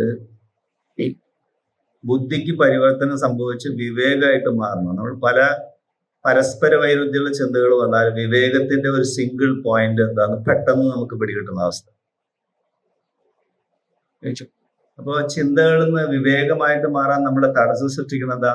ഈ മുദ്രകളാണ്. നമ്മുടെ ബോധത്തിൽ ഉണ്ടാക്കിയിട്ടുള്ള ഈ ആഴത്തിൽ വന്നിട്ടുള്ള മറകളാണ് കാര്യങ്ങൾ വേണ്ട രീതിയിൽ ഗ്രഹിക്കാൻ തടസ്സമായിട്ട് നിൽക്കുന്നത്. നമുക്ക് അഴുക്ക് പിടിച്ച ഒരു ഗ്ലാസ് ഉണ്ടെങ്കിൽ പുറത്തെ കാഴ്ചകൾ കാണില്ല എന്ന് പറയും. അപ്പൊ ഈ മുദ്രകളാണ് ബുദ്ധിയെ വിവേകമാക്കാൻ തടസ്സമായിട്ട് വരുന്നത്.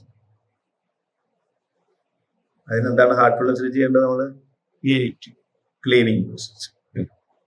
നമുക്ക് സ്വയം ക്ലീൻ ചെയ്യാം. പ്രിസെപ്റ്റേഴ്സ് നമ്മളെ ക്ലീൻ ചെയ്യുന്നു, മാസ്റ്റേഴ്സ് നമ്മളെ ക്ലീൻ ചെയ്യുന്നു, സത്സംഗം. ബുദ്ധി വിവേകമായിട്ട് പരിവർത്തനം സംഭവിക്കുന്നു. അപ്പൊ മനസ്സ് വികസിക്കുന്നു, ബുദ്ധി വികസിക്കുന്നു. ഇനി എന്താ ബാക്കിയുള്ളത്? അഹങ്കാരം. അഹങ്കാരം നമുക്കറിയാം. അഹങ്കാരം എന്ന് പറയുന്നത് അഹം, എന്നിലേക്ക് ഞാൻ ഒതുങ്ങാണ്, ഞാൻ എന്നുള്ളതിൽ. അപ്പൊ അതിന്റെ നേരെ അതിന്റെ വികാസം എന്തായിരിക്കും? നമ്മൾ എന്നുള്ളതായിരിക്കും അല്ലെ. അഹങ്കാരത്തിന്റെ പരിവർത്തനം എന്ന് പറഞ്ഞാൽ വിനയം, സ്നേഹം. അഹങ്കാരവും സ്നേഹവും കൂടി ഒരുമിച്ച് നിൽക്കില്ല. എന്താ കാരണം? പരസ്പരം കണക്ട് ചെയ്യുന്ന ഈ പ്രപഞ്ചത്തിന്റെ അടിസ്ഥാന ശിലയാണ് സ്നേഹം എന്ന് പറയുന്നത്. അഹം എന്നുള്ള വരുന്നതോട് കൂടിയിട്ട് ഈ അടിസ്ഥാന ശിലയുടെ നേരെ ഓപ്പോസിറ്റ് ആയി, സോഴ്സിൽ നിന്ന് സെപ്പറേറ്റ് ആയി വന്നു. അപ്പൊ സോഴ്സിനെ കുറിച്ചും ഉറവിടത്തിനെ കുറിച്ചും ഉറവിടത്തിന്റെ അടിസ്ഥാന ശരിയായിട്ടുള്ള സ്നേഹത്തിനെ കുറിച്ചും ഒരു അവബോധം നമ്മുടെ ഉള്ളിലുണ്ടെങ്കിൽ ഈ അഹം എന്നുള്ള സംഗതിക്ക് യാതൊരു സ്ഥാനം ഉണ്ടാവില്ല. അപ്പൊ അതിന് ദാജിയെന്ന് പറയാം, അഹങ്കാരം എന്ന് പറഞ്ഞാൽ എന്താ? പ്രകാശത്തിന്റെ അസാന്നിധ്യത്തിനെ ഇരുട്ട് എന്ന് പറയുന്ന പോലെ ബോധത്തിന്റെ അസാന്നിധ്യത്തിനെ അഹങ്കാരം എന്ന് പറയുന്നത്. ഇരുട്ട് പോലെയാണ്. ലാക്ക് ഓഫ് അവയർനെസ് ആണ് ഈഗോ എന്ന് പറയുന്നത്. ബോധമില്ല ആൾക്ക്, അതുകൊണ്ടാണ് അഹങ്കാരിയാണ്. അപ്പൊ ഏത് അഹങ്കാരി കണ്ടാലും ഒന്നും പേടിക്കണ്ട, ബോധമില്ലാത്ത ആൾക്കാണ്, സമാധാനമായി കാണും. അപ്പോ അഹങ്കാരത്തിന് പരിവർത്തനം സംഭവിക്കേണ്ട എന്താണ്? സ്നേഹവും വിനയവുമാണ് വരേണ്ടത്. നമുക്കറിയാം. അതെങ്ങനെ വരും? അതിന് പ്രാർത്ഥിക്കുക വേണ്ട. ഉന്നതമായിട്ടുള്ള ഏജൻസിയോട് നമ്മൾ പ്രാർത്ഥിക്കണം. അദ്ദേഹത്തിന്റെ ആന്തരിക നില എനിക്ക് വേണം. ഉയർത്തുന്ന താഴ്ചയ്ക്ക് അത് ഒഴുകുള്ളൂ. അപ്പൊ അത് കേന്ദ്രത്തിനായിട്ട് കണക്ട് ചെയ്യുക. നമ്മൾ പറഞ്ഞു കേന്ദ്രത്തിനായിട്ട് കണക്ട് ചെയ്യുമ്പോഴാണ് സ്നേഹമാവുന്നത്. കണക്ഷൻ പോകുമ്പോഴാണ് എന്നിലേക്ക് ഞാൻ സെൻറ്റർ ചെയ്യുന്നത്. അപ്പോൾ കേന്ദ്രത്തിനോടാണ് പ്രാർത്ഥന. അതായത് കേന്ദ്രത്തിന്റെ വൈബ്രേഷൻസ് അബ്സോർബ് ചെയ്ത് നിൽക്കുന്ന ഗുരുവിനോടാണ് പ്രാർത്ഥന. അപ്പൊ പ്രാർത്ഥനയാണ് ആർട്ട്ഫുൾനെസ് പരിശീലന രീതിയിൽ അഹങ്കാരത്തിനെ സ്നേഹവും വിനയവുമാക്കാനുള്ള പരിശീലനം. അപ്പൊ ഈ 3 പ്രാക്ടീസ് ഒന്ന് ആലോചിച്ച് നോക്കൂ. മെഡിറ്റേഷൻ മനസ്സിനെ, ബുദ്ധിനെ പരിഹരിക്കാൻ ശുദ്ധീകരണം, അഹങ്കാരത്തിനെ വികസിപ്പിക്കാൻ പ്രാർത്ഥന. ഈ 3 പ്രാക്ടീസും എത്രമാത്രം ഭംഗിയായിട്ട് യോജിപ്പിച്ചിട്ടാണ് നമ്മുടെ ബോധത്തിനെ വളർത്തിയെടുക്കുന്നത് മാസ്റ്റേഴ്സും. ഇങ്ങനെയാണ് നമ്മൾ ബോധത്തിനെ വികസിപ്പിക്കുന്നത്. അപ്പോൾ വ്യത്യസ്ത തലത്തിലുള്ള ബോധം നമുക്ക് ഫീൽ ചെയ്യും. ഈ ബോധത്തിന്റെ ഫീലിങ്ങിന് ഇപ്പൊ നമ്മൾ ഉള്ളിലേക്ക് പോകുന്ന സമയത്ത് ബോധത്തിന്റെ ഓരോ അവസ്ഥകളും നമുക്ക് ഇങ്ങനെ ഫീൽ ചെയ്യും. അപ്പൊ ഈ പോയിന്റുകൾ കൂടി പോവുകയാണെങ്കിൽ ഈ പോയിന്റുകൾക്ക് ഓരോന്നിനും ഓരോ ഇമോഷൻസ് ഉണ്ടെന്ന് പറഞ്ഞു. ഇപ്പൊ നമ്മൾ സംതൃപ്തി, സമാധാനം, സ്നേഹം, ധൈര്യം, വ്യക്തത, ഇതൊക്കെ പ്രത്യേക ബോധത്തിന്റെ അവസ്ഥകളാണ് നമുക്ക്. ഇപ്പൊ ഒന്നാമത്തെ പോയിന്റ് ബാലൻസ്ഡ് ആയി കഴിഞ്ഞാൽ സംതൃപ്തി എന്ന് പറയുന്ന ബോധത്തിന്റെ ഒരു സ്റ്റേജിൽ നമ്മൾ എത്തി. രണ്ടാമത്തെ പോയിന്റും ഒന്നാമത്തെ പോയിന്റും ഒരേപോലെ ശുദ്ധമാണെങ്കിൽ സംതൃപ്തി എന്നുള്ള ബോധത്തിന്റെ ഒപ്പം തന്നെ ശാന്തി എന്നുള്ള ബോധം കൂടി, ബോധം കുറച്ചും കൂടി ഉയർന്നു. മൂന്നാമത്തെ പോയിന്റ് കൂടി പരിശുദ്ധമാകുമ്പോഴോ സ്നേഹം എന്നുള്ള ബോധം, സ്നേഹം എന്ന് പറയുന്ന ബോധത്തിന്റെ കുറച്ചും കൂടി ഉന്നതമായിട്ടുള്ള അവസ്ഥ. കാരണം എന്താ, കേന്ദ്രത്തിന്റെ അടിസ്ഥാന ശരിയാണ്, കണക്റ്റിംഗ് ഫോഴ്സാണ്, വീണ്ടും ഉയർന്നു. അപ്പൊ ഇങ്ങനെ ബോധത്തിന്റെ ഓരോരോ ലെയർ കൂടെ നമ്മൾ 13 പോയിന്റ് കൂടെ കടന്നു പോവാണ് ആഴത്തില്. അങ്ങനെ കടന്നുപോയി ഒരു പ്രത്യേക അവസ്ഥയിൽ എത്തുമ്പോൾ എന്താ സംഭവിക്കുക? നമ്മൾ എന്ത് കാണും? അജയന് പറയാ, നമ്മള് ചെറുപ്പകാലങ്ങളിലാണെങ്കിൽ കുട്ടികളായിരിക്കുമ്പോൾ നമ്മള് കളിക്കാൻ ഉപയോഗിക്കും കളിപ്പാട്ടം നമുക്ക് വരും, ടോയ്സ്. ഇപ്പൊ കുട്ടികളുടെ കളിപ്പാട്ടങ്ങൾ കിട്ടി അവർക്ക് സന്തോഷമായി, അവരുടെ ബോധകാലമല്ല. ടീനേജേഴ്സ് ആയി കഴിഞ്ഞാൽ എന്താണ് അവരുടെ കളിപ്പാട്ടം? റൊമാൻസ്, പ്രണയം. ടീനേജേഴ്സിലുള്ള അവരുടെ ബോധം മുഴുവൻ പ്രണയത്തിന്റെ മേലെ നിൽക്കുന്നുണ്ട്. അവരുടെ ശരീരത്തിന്റെ ചില എൻസൈംസ് ഒക്കെ പ്രവർത്തിക്കുമ്പോൾ അവരുടെ ബോധം ഏറ്റവും കൂടുതൽ ഈ പ്രണയത്തിനോ റിലേഷൻഷിപ്പിന്റെ മേലെ ഉണ്ടാവും, ബന്ധങ്ങളുടെ മേലെ. അതാണ് അവരുടെ കോൺഷ്യസ്നസ്, ബോധം. മുതിർന്നു കഴിഞ്ഞ് ജോലിയൊക്കെ കിട്ടിയാലോ പിന്നെ നമ്മുടെ പ്രൊഫഷൻ, പ്രണയത്തിനേക്കാൾ ഇമ്പോർട്ടൻസ് പ്രൊഫഷനായിരിക്കും. അതിൽ നിന്ന് കിട്ടുന്ന വരുമാനവും. ചിലർക്ക് ജോലി തന്നെ ഒരു പാഷനായിട്ട് മാറും. അപ്പോ പൈസയേക്കാൾ കൂടുതൽ അവർക്ക് ജോലിയുടെ പാഷനായിട്ട് മാറും. അങ്ങനെ ബോധം ഉയർന്നു ഉയർന്നു വരണം. മാസ്റ്റർ പറയാ, ഈ ഒരു യോഗിയുടെ അവസ്ഥയിൽ എത്തി നിൽക്കുക. അയാളുടെ കളിപ്പാട്ടാണ് ബോധം എന്നാണ്. കോൺഷ്യസ്നെസ് ആണ് ഒരു യോഗിയുടെ കളിപ്പാട്ടം. ബോധത്തിന്റെ വ്യത്യസ്തമായ ലെവലുകളാണ് ഒരു യോഗിയെ സംബന്ധിച്ചിടത്തോളം ഒരു കളിപ്പാട്ടായിട്ട് ഉപയോഗിക്കുന്നത്. അതായത് ഓരോരോ ബോധത്തിൽ നിന്ന് മാറി മാറി വന്ന് അതൊരു കളിപ്പാട്ടായിട്ട് ഉപയോഗിക്കണം. താരതമ്യേന മറ്റ് ലെവലുകളെക്കാൾ മെച്ചപ്പെട്ട അവസ്ഥയാണിത്. അപ്പൊ ഈ ബോധം എന്ന് പറയുന്ന ഈ കളിപ്പാട്ടത്തിൽ കൂടെ പോകുമ്പോൾ നമുക്കൊരു പ്രത്യേക ഒരു കിക്ക് കിട്ടും ചില സമയത്ത്. അതിനെയാണ് സഹസ്രദള കമലം എന്ന് പറയുന്ന SDK. സച്ചിദാനന്ദം എന്ന് വേദങ്ങൾ പറയുന്നു. SDK 10ാമത്തെ പോയിന്റ്. നമ്മൾ ഈ 2 സാധനം കൂടി ചേർത്ത് കഴിഞ്ഞാൽ പെൺകുട്ടികൾ ഇത് വയ്ക്കില്ലേ, ഹെയർ ബാൻഡ് വയ്ക്കുമ്പോൾ ഈ പോയിന്റിനാണ് SDK അല്ലെങ്കിൽ സഹസ്രദള കമലം എന്ന് പറയുന്നത്.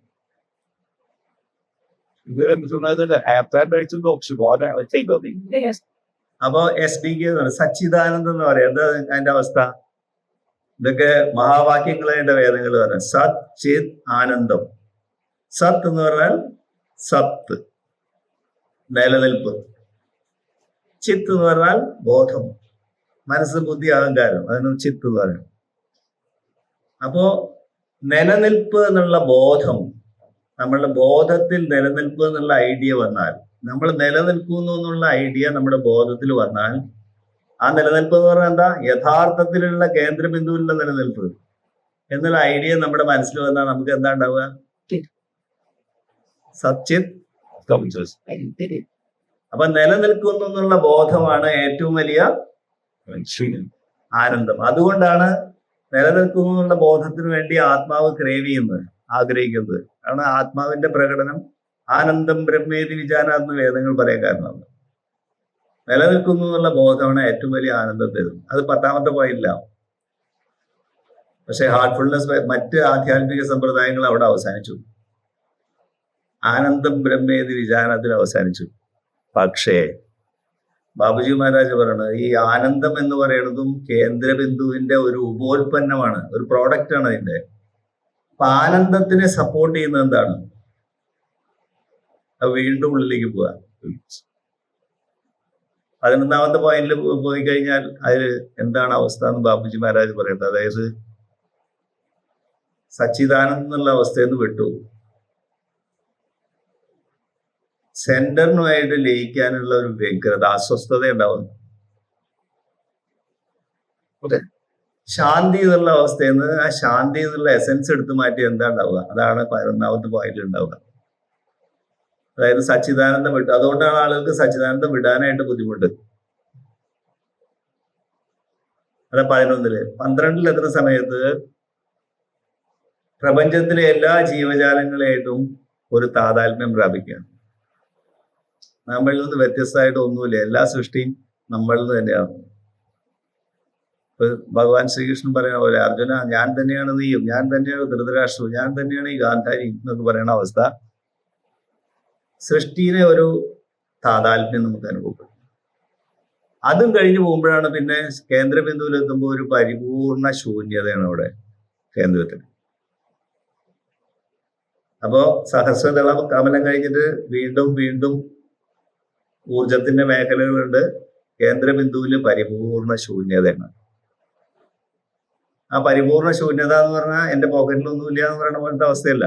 പിന്നെയോ ആ ശൂന്യത എല്ലാത്തിന്റെയും പൊട്ടൻഷ്യൽ സാധ്യതകൾ ആ ശൂന്യതയിലാണ്. ആ ശൂന്യതയിലൂടെ നമ്മൾ എല്ലാവരും പരസ്പരം കണക്റ്റഡ് ആണ്. ആ ശൂന്യതയാണ് കേന്ദ്രബിന്ദു. ആ ശൂന്യത എന്ന് പറഞ്ഞാൽ വിഷ്ണു പുരാണത്തിലൊക്കെ വിഷ്ണുവിന് ശൂന്യത എന്നുള്ള ഒരു പര്യായം പറയുന്നത്. ശൂന്യാൻ ശൂന്യം പരംപദം എന്ന് പറയുന്നത്. ഏറ്റവും ഉന്നതമായ പദത്തിന് ശൂന്യാൽ ശൂന്യം എന്നാ പറയുന്നത്. അപ്പൊ ആ ശൂന്യം എന്ന് പറഞ്ഞാൽ നത്തിങ് എന്നുള്ള അർത്ഥമല്ല, എല്ലാ തരത്തിലുള്ള സാധ്യതകളും അവിടെ ഉണ്ട്. ഏറ്റവും സൂക്ഷ്മമായിട്ടുള്ള അവസ്ഥയിലാണ് അത് ഊർജമുള്ളത്. കുറേശ്ശെ സ്ഥൂലമാവുന്നതോട് കൂടിയിട്ട് സൃഷ്ടി തുടങ്ങി. 12, 11 അങ്ങനെ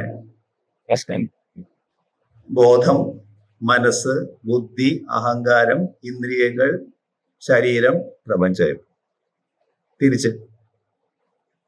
അപ്പൊ ആ ശൂന്യതയിലാണ് ഇതിന്റെ എല്ലാത്തിന്റെയും പൊട്ടൻഷ്യൽ അല്ലെങ്കിൽ എല്ലാ സാധ്യതകളും ഉള്ളത്. അതുകൊണ്ട് ഇന്ന് മോഡേൺ സയൻസ് ക്വാണ്ടം മെക്കാനിക്സ് എന്ന് പറയുന്ന ഊർജത്തിന് ഒരു നിർവചനം കൊടുക്കേണ്ടത് അറിയോ?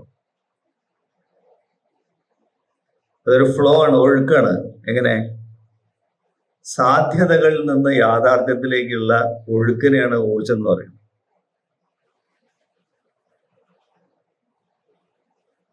വേദങ്ങള് സൃഷ്ടി എന്ന് പറയുന്ന ഏതോ വാനസ്യ മഹിമാണ്. അതായത് എന്തിന് സൃഷ്ടി ഉണ്ടായെന്ന് ചോദിച്ചു കഴിഞ്ഞാൽ ഓരോ സൃഷ്ടിയും അതിന്റെ മഹിമ വിളിച്ചു ഓതാൻ വേണ്ടി ഉണ്ടായിരുന്നു. ഓരോ സൃഷ്ടി അതിന്റെ മഹത്വം എന്താണെന്ന് ഇങ്ങനെ പ്രകടമാക്കിക്കൊണ്ട് സന്തോഷിക്കും. അതിനാണ് സൃഷ്ടി ഉണ്ടായത്. ആ എല്ലാ സൃഷ്ടികളുടെയും സംഘാതമായിട്ട് സാധ്യതകൾ ഈ കേന്ദ്രത്തിലെ ശൂന്യതയിൽ ഉറങ്ങിക്കിടക്കും. ഇത് ചില സമയത്ത് ഉണർന്ന് പ്രകടമാവും, ചില സമയത്ത് ഉറങ്ങിക്കിടക്കും. അതായത് ചില സമയത്ത് ഇത് മാനിഫെസ്റ്റ് ചെയ്യും, ചില സമയത്ത് അൺമാനിഫെസ്റ്റഡ് ഫോമിൽ ഉണ്ടാവും. ഈ ശൂന്യതയാണ് കേന്ദ്രബിന്ദു. അതിലാണ് എല്ലാത്തിന്റെയും പൊട്ടൻഷ്യൽ കിടക്കുന്നത്.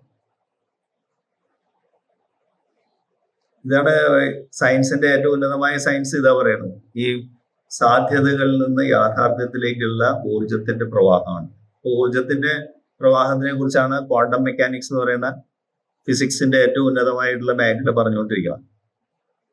ഇപ്പൊ അതിനെ അവർ പറയണെന്ന് വെച്ചാൽ എനർജിയുടെ കലയും ശാസ്ത്രവുമാണ്. അതൊരു കലയും കൂടിയാണ്, ശാസ്ത്രവും കൂടിയാണ്. ഇപ്പൊ സയൻസ് എന്ന് പറയുന്നത് ഊർജത്തിന്റെ കലയും ശാസ്ത്രവുമാണെന്നാണ് ഇപ്പോ ശാസ്ത്രം എത്തിപ്പെട്ടിട്ടുള്ള ഏരിയ. ഹാർട്ട്ഫുൾനെസ്സിലോ സ്പിരിച്വാലിറ്റിയെ കുറിച്ച് മാസ്റ്റേഴ്സ് നിർവചിക്കുന്നത് എങ്ങനെ അറിയോ? സ്മരണ എന്ന കലയും ശാസ്ത്രവുമാണ്. ഇതൊരു കലയും ശാസ്ത്രമാണ്. എന്താണ് ഇവിടെ? സ്മരണയാണ് കലയും ശാസ്ത്രവും. സ്മരണ എന്ന് പറഞ്ഞാൽ എന്താ? കേന്ദ്ര ബിന്ദുവിനെ കുറിച്ചുള്ള സ്മരണ. ആ സ്മരണ നമ്മളിൽ ആഴത്തിൽ നമ്മുടെ ബോധത്തിൽ ഉറയ്ക്കുന്ന സമയത്ത് അത് തന്നെ ഒരു കലയുമാണ്, അത് തന്നെ ഒരു ശാസ്ത്രവുമാണ്. അപ്പൊ അവിടെ ശാസ്ത്രവും കലയും തമ്മിൽ വ്യത്യാസമില്ല, ആധ്യാത്മികതയും ശാസ്ത്രവും തമ്മിൽ വ്യത്യാസമില്ല. അപ്പൊ നമ്മൾ എന്താ ചെയ്യേണ്ടത്? നമ്മൾ ചെയ്യേണ്ടതൊക്കെ തന്നെ എന്താണ്? ബോധത്തിനെ നമ്മൾ ശുദ്ധീകരിക്കേണ്ടതുണ്ട്. അതിനുള്ള വഴികൾ നമ്മൾ പറഞ്ഞു. ബോധത്തിനെ ആദ്യം തന്നെ സെന്ററിലേക്ക് കൊണ്ടുവരേണ്ട ആവശ്യകതയുണ്ട്.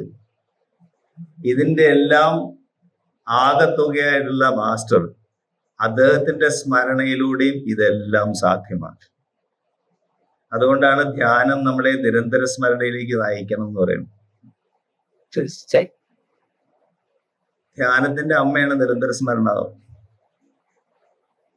തിരിച്ചും പറയാം.